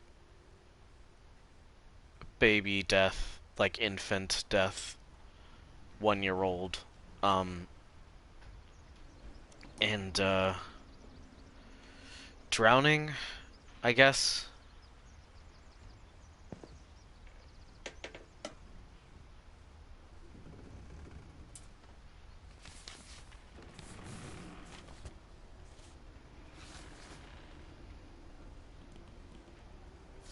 Dear Kay, do you remember the way Gregory used to laugh when he thought he was alone? Like something funny was happening, but only he could see it.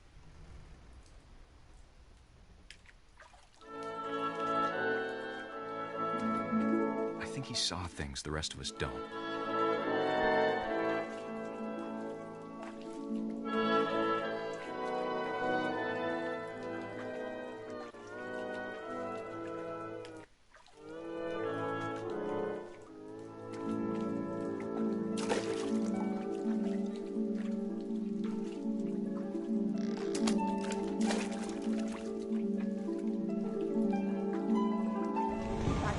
Gregory, it's time to... Hold on, sweetie. Hello? Sam, I told you I don't want to talk right now. I wonder what he saw.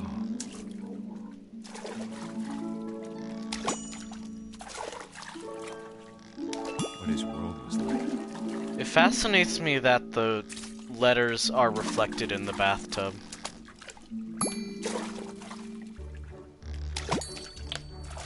He reminded me so much of Calvin. Lost in his imagination.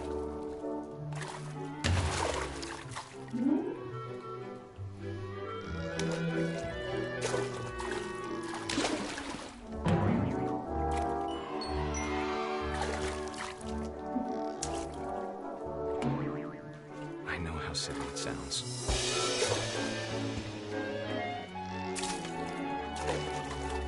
But I worried about a baby being too happy. But I could feel him slipping away. Sorry about that, Gregory. I know you did everything you could. Maybe if I hadn't called that night. Damn it. Hold on, I don't want Gregory to hear this.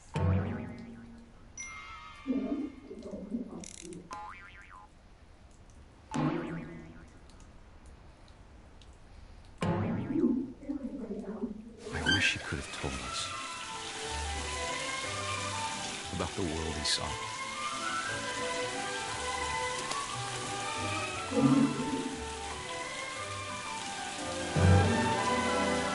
There's so much I don't understand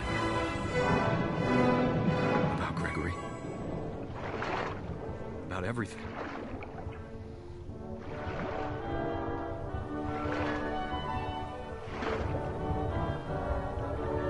But I know what happened wasn't your fault.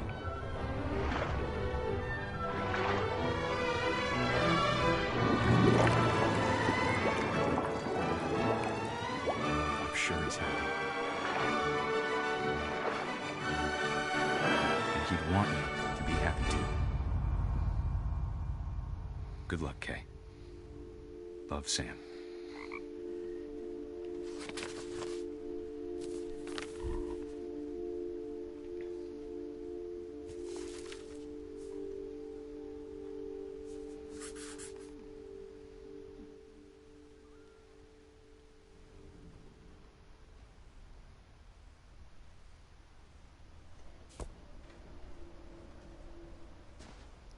We're getting close to the end now. I can't imagine my mom ever writing poetry, and yet... A poem for Gus, who always said the wedding was a bad idea.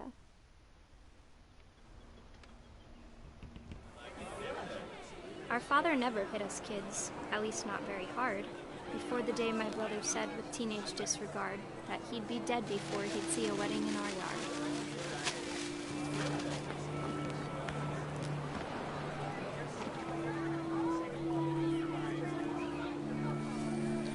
I hate that line, honestly. My father made him come, of course, but Gus stood far apart, just flew his kite and bottled up the storm inside his heart. Yeah.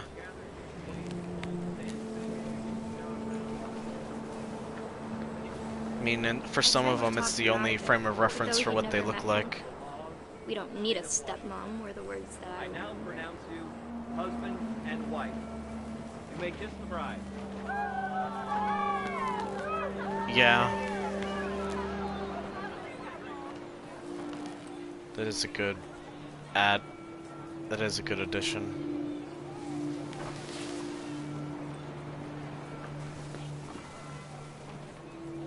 When the time for photos came, Dad ordered him to come here.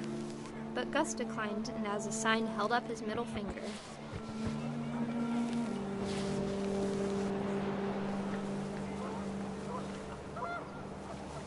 The wind picked up and panicked geese appeared and quickly went. But all the humans did that day was go inside the tent.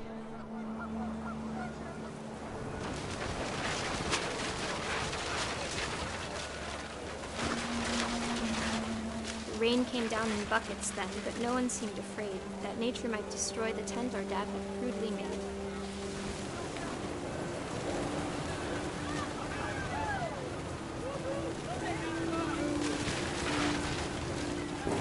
The thunder sounded much too close and full of angry power. But all my father said to this was, "Make the music louder."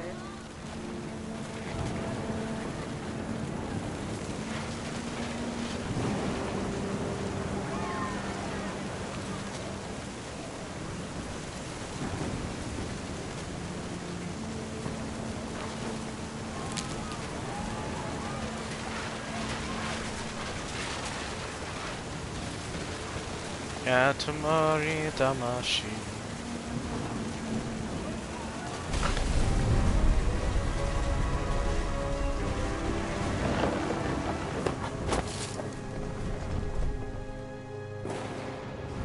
I wish that I could truly say I thought about you on that day. Out there on the beach alone, just you, the wind, the sea, and foam. But I didn't. Until we found you.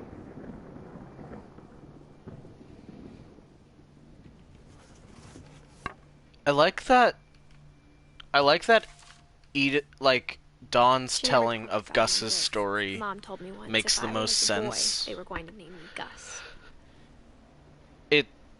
It's the most grounded one, and even then, like, Edie still took from it, you know?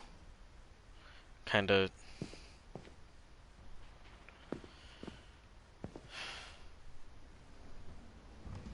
Raise flag 3 a.m., breakfast 8 a.m., quiet time 11 p.m. Duties: Dawn, sweep and trash. Gus, mop, mow the yard. Greg, be a baby. Routine: jump rope 100 times, jumping jacks 150 times, push-ups 100 times, crunches 100 times. Run to the mailbox and back.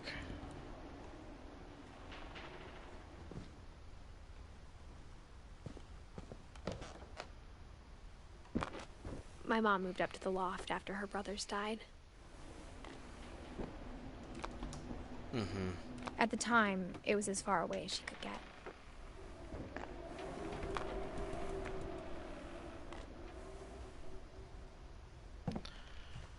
I think just the more, like, I notice about it. She spent a summer building houses in And Calcutta, insinuate where she met my dad, Sanjay. the more.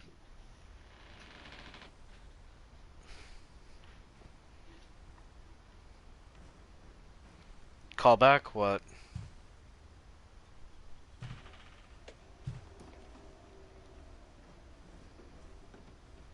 Religion was another thing my mom never talked about, but I think it helped her a lot after her dad died.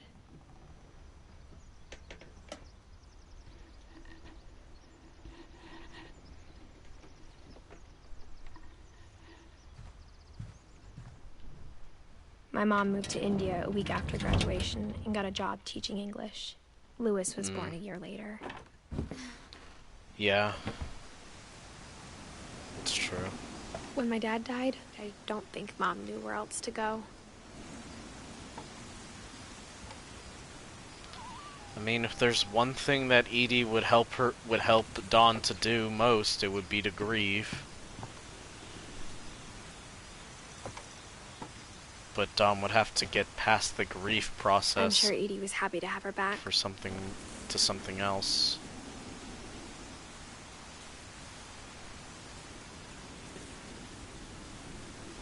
It's kind of weird and deeply ironic that it's kind of weird, but it's almost that these like this part of their lives is almost the healthiest, but like even then it's a reckless and illogical decision because like part of the family can't move on. Like even in metaphor, like they are moving on and like and like just starting over almost with their own family and like completely removed from everything, but it's still there. The old house is still there, still doing the same, still filled with the same stuff it always had been.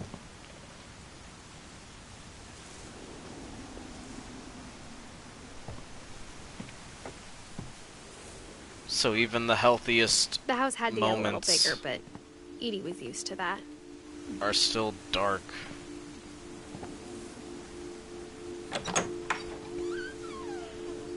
And for a while, things were good. Almost normal. Yeah. And to my knowledge, and I'm not first-hand experience, but disappearances are hard. Like if someone's disappeared, you don't know for sure. You don't have the closure there. I can see why it would get her. But it didn't last.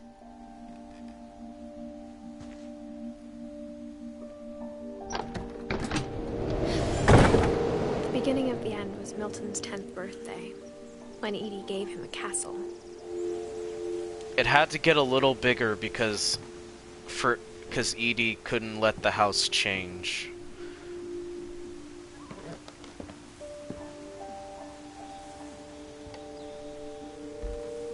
There's no death date either. The only thing he left behind was a room full of paintings. Everyone has a death date, but not Milton.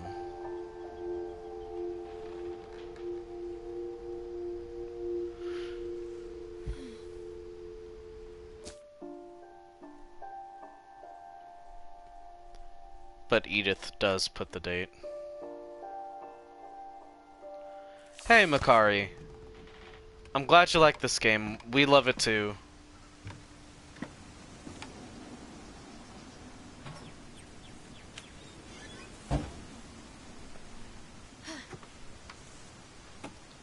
Hope you enjoy as we finish up here. We're getting pretty close to the end.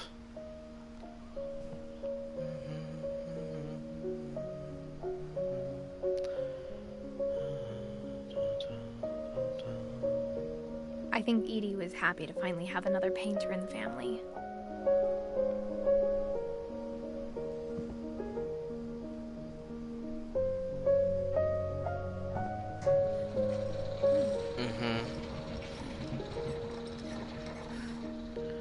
I'll get to the unfinished swan someday.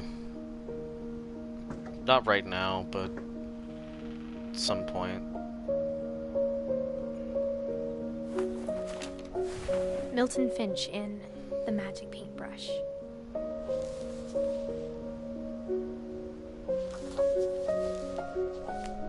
Thank you.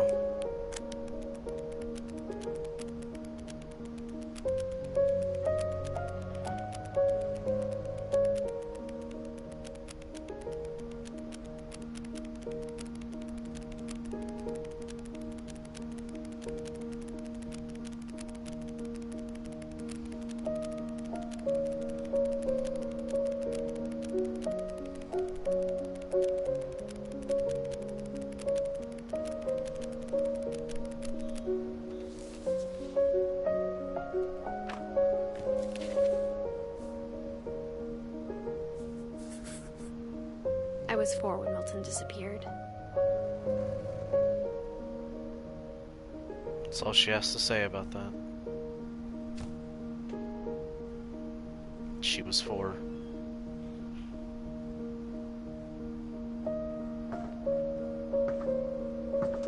Does that make Milton her older brother, despite looking Mom the spent youngest? months searching for my brother. Then she sealed the doors.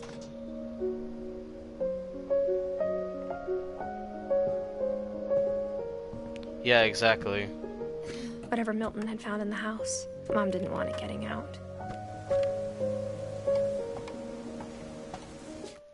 Because it would have been 1992 to 2001? 3? I can't tell what that... 3. 2003. So yeah, he would have been 11 when she was 4.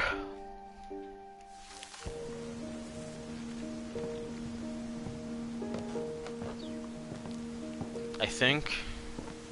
Something like that. Mom definitely blamed Edie, but I think Louis blamed himself. After he graduated, he just spent more and more time in his room. Until Mom got him a job at the cannery. Everyone always told me to stay out of Louis's room. Except Louis.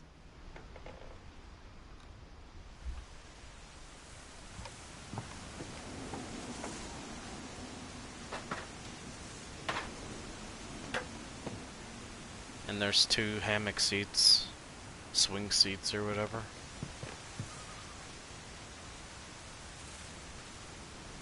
There's the cemetery down there. A city far out. Across the water. And the old house.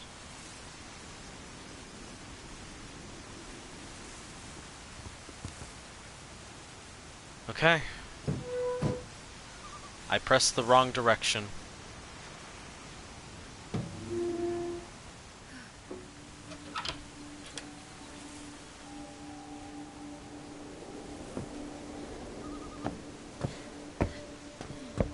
Louis's room smelled very, very familiar.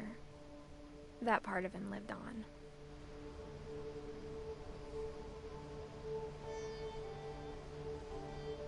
Thank you, hon.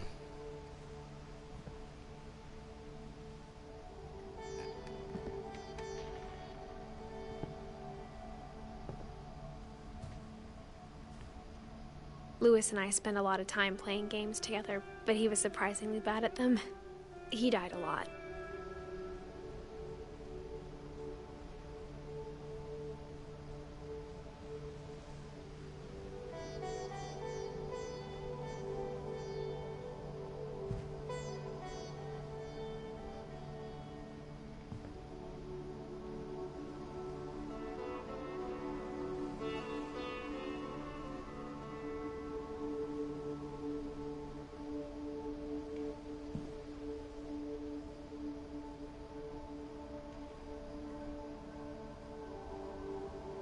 She couldn't finish memorializing him, so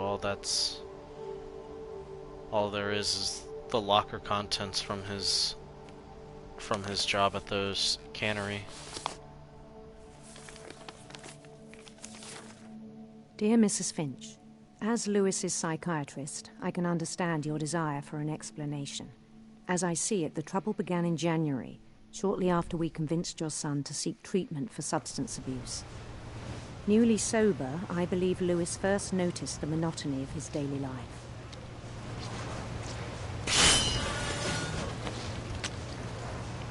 He kept working at the cannery. But he withdrew part of himself. In our sessions, I saw the same behavior. His mind began to wander. I asked him to describe it. He said he started small, imagining a labyrinth. He'd feel his way about.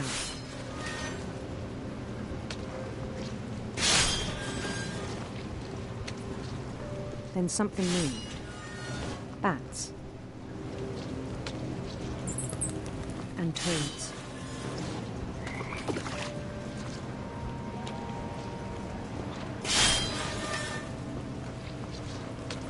and things that had not names. He knew it was all in his head, but he took it very seriously. I had hoped he'd find himself.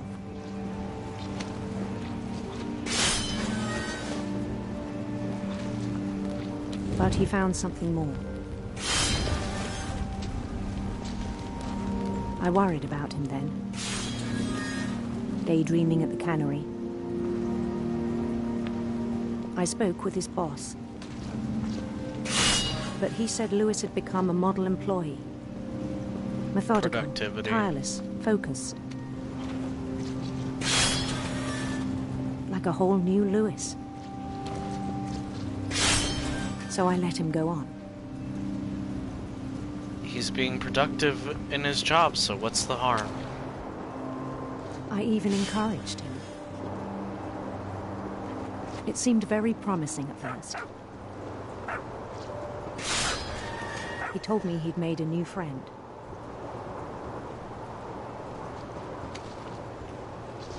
On the edge of a city he named Lewis Topia. He built the city up slowly, brick by brick. Then he made musicians.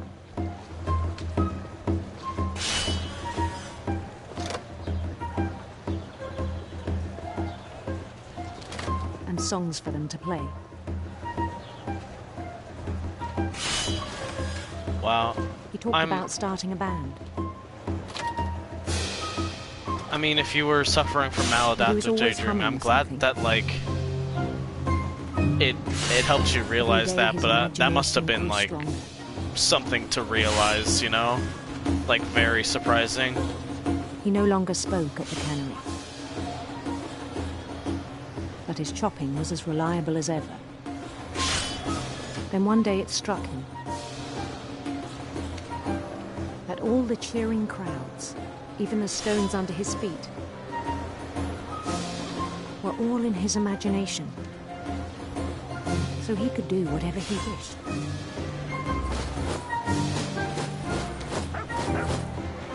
He held an election for mayor. I mean, I'm glad it helped you some. And he won. They begged him to stay, but his mind was already wandering. It became a game for him.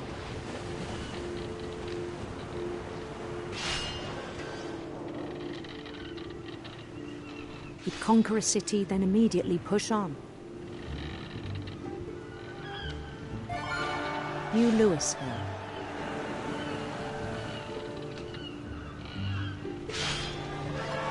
St. Louis. He started drifting away from our reality.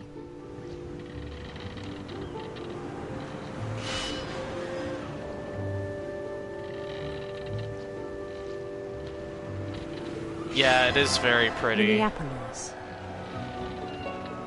Until one day he forgot to go home from the cannery. Even as his mother pleaded with him, part of Lewis kept sailing on.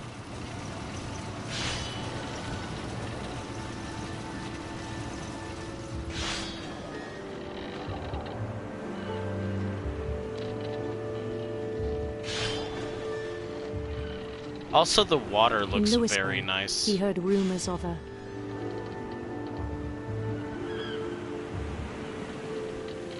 beautiful prince.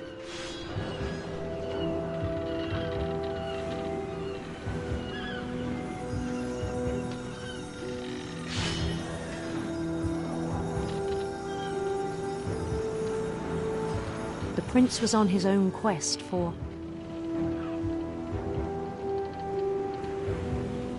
radiant rainbows.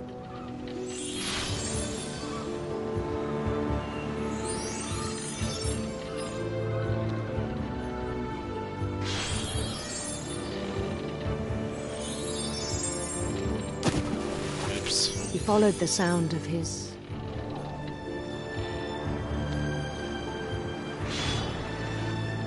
electric sitar.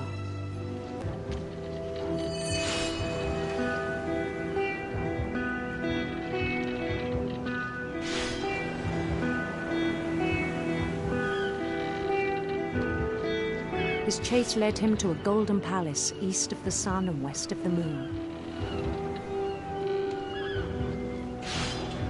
Even then, his logic remained sound. All of it. He knew the world was all in his Both of it imagination. with left stick and right stick.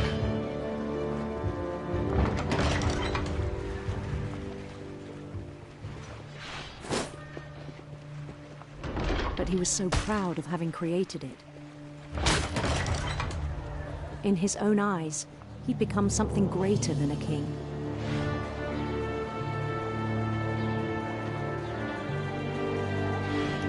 Okay, there we go. For someone who'd never known success in the real world, I think it was overwhelming. And then it struck him that the real Lewis was not the one chopping salmon, but the one climbing the steps of a golden palace.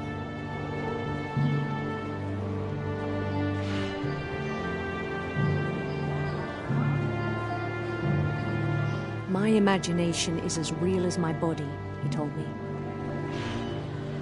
It was hard to argue with him.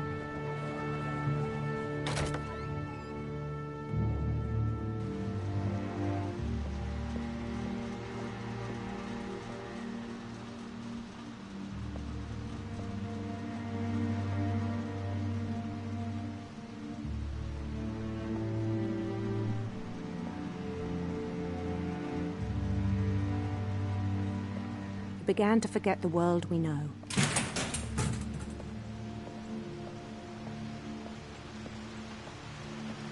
I think it pained him to remember Lewis, the cannery worker.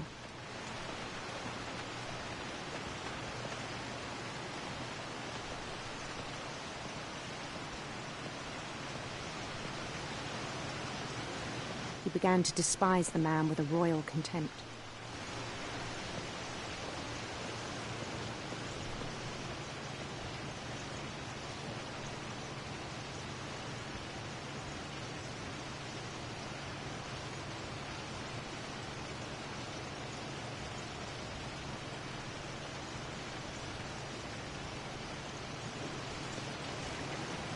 I still thought I could save him.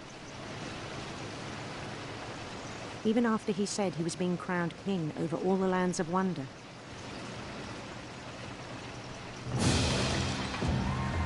The palace would be packed with his companions. Yeah.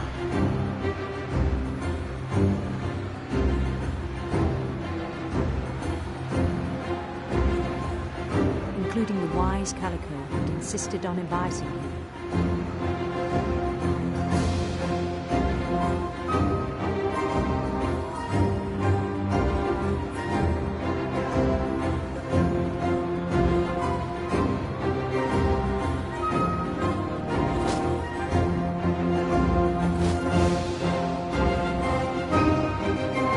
His prince waited, holding his crown.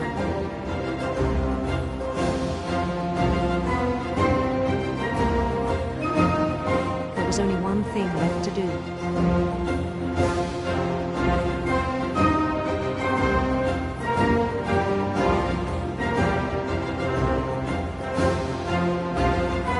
Yeah. Bend down his head. I mean, they also... I mean, they had a, They had, like, a, cat named Molly as well. Like, Dawn named the cat Molly, if I recall.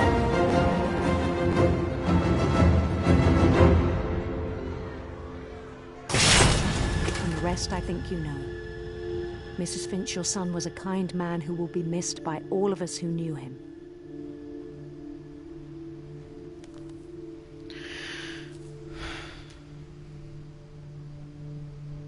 Sincerest condolences, Dr. Emily Newth.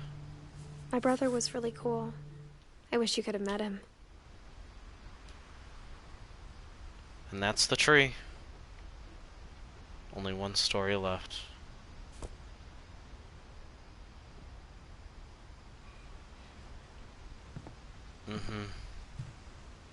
Yeah.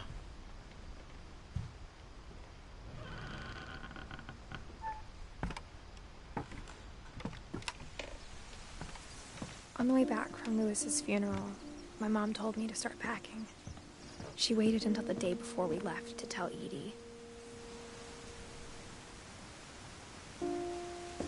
I'm not sure if she wanted to make it easier or harder.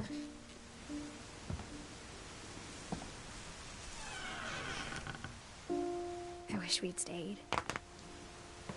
But I understand why we left.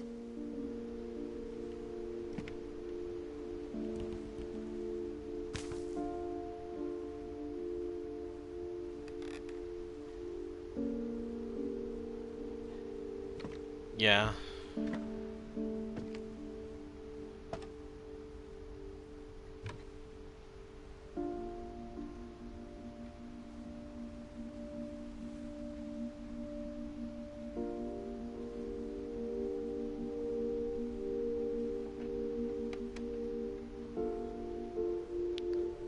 Even a prayer that Dawn has by her bed is ostensibly about death. What happened that night had been coming for a long time. Maybe it should have come sooner.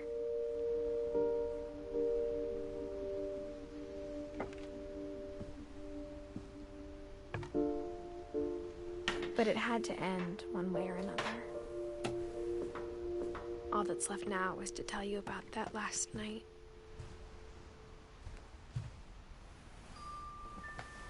Mm-hmm.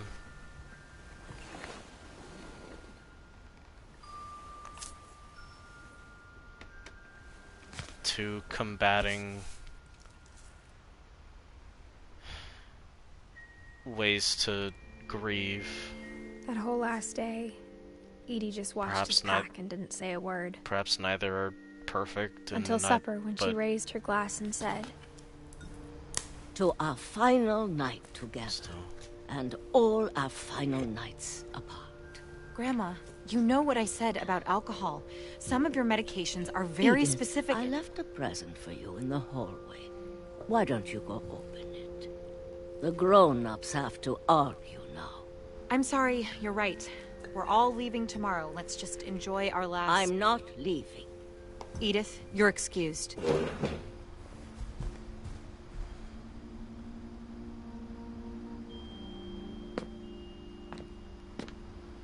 The power had been shut off that morning, but Edie always had plenty of candles. When my mom sealed the library, I don't think she knew about the other entrance. Or that Edie had a key to it.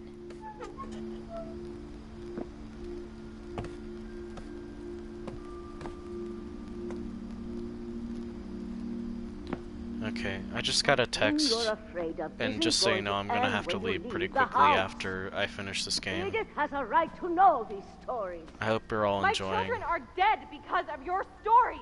My links are in I think the it's stream best title. if Edith and I leave tonight. If you can give We'll your have the support, I'd nursing home appreciate send a it, van but for you you don't in the have to. Okay.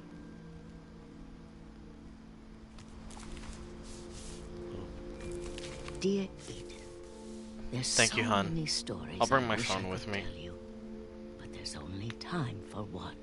This is about what happened on the night you were born. That night, the tide went way, way out. It was the first and last time I ever saw the old house aground. There'd been an earthquake out in the middle of the ocean. They called it the lowest tide in 1,000 years. God, it smelled awful. You know, I've seen that house every day of my life. Call back. But I never thought I'd go back to it. When the fog rolled in, I lost my way.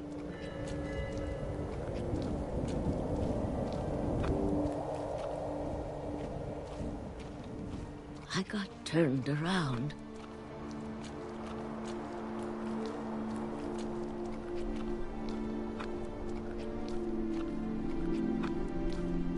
For a while, I wandered.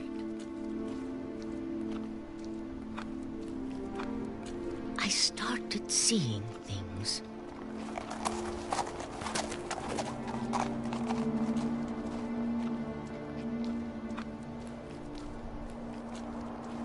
Things I'd forgotten had ever existed.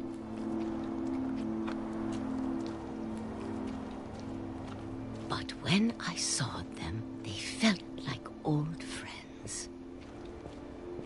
That night, a lot of things came back to me. Or maybe I came back to them.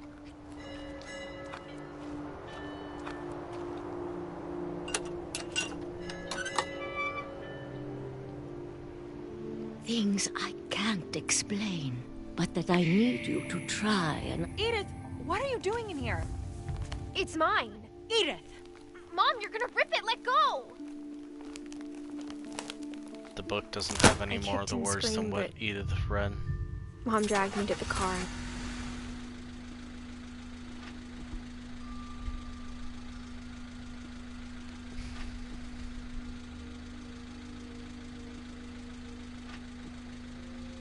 I never saw Great Grandma Edie again. The next morning, the van came to pick her up, but she was already gone. After that, we moved around a lot.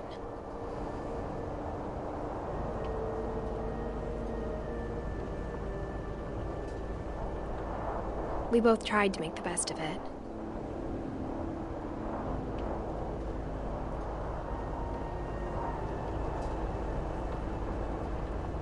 A few years went by.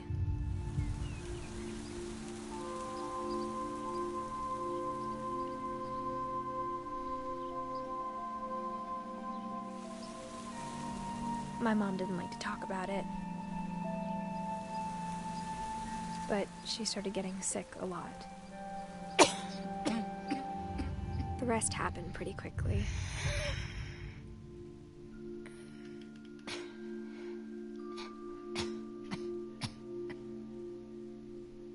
She got better for a while, and then she didn't.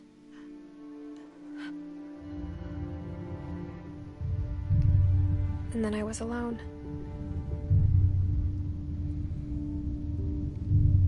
The last Finch left alive.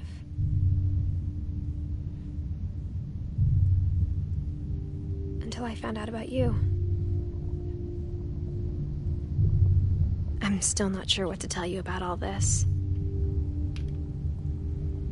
If we lived forever, maybe we'd have time to understand things. But as it is, I think the best we can do is try to open our eyes.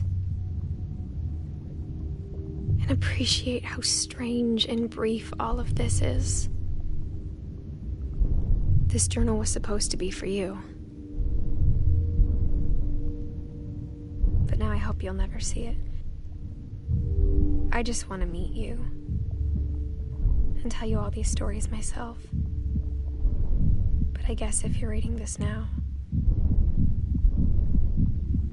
things didn't work out that way.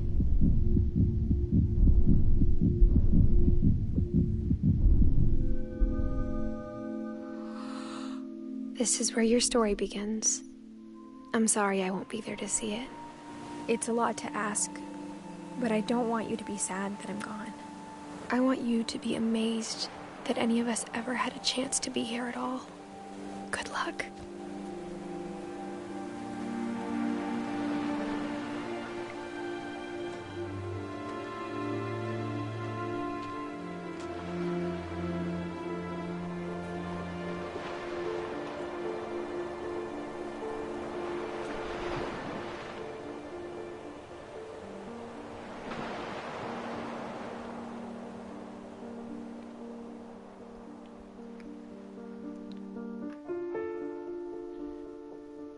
And that's what remains of Edith Finch. Thank you all for watching. I hope you had a lovely time. I'm gonna let the credits roll, but I'm gonna go ahead and say my piece before, and then once the credits are over, I'll end the stream. But thank you all for watching. I hope you all enjoyed, and and I hope you have a lovely day. And yeah, it's my birthday. I've been having a good one. I really enjoyed streaming today, and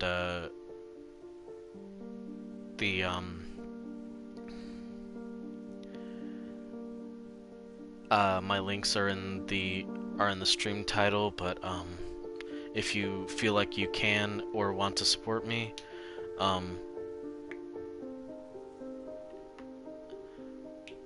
just as you know, just coffee.com/oxmena and patreon.com/oxmena.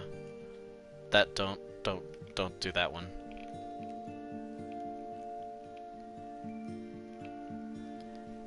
If I spell it right, then you can click that one.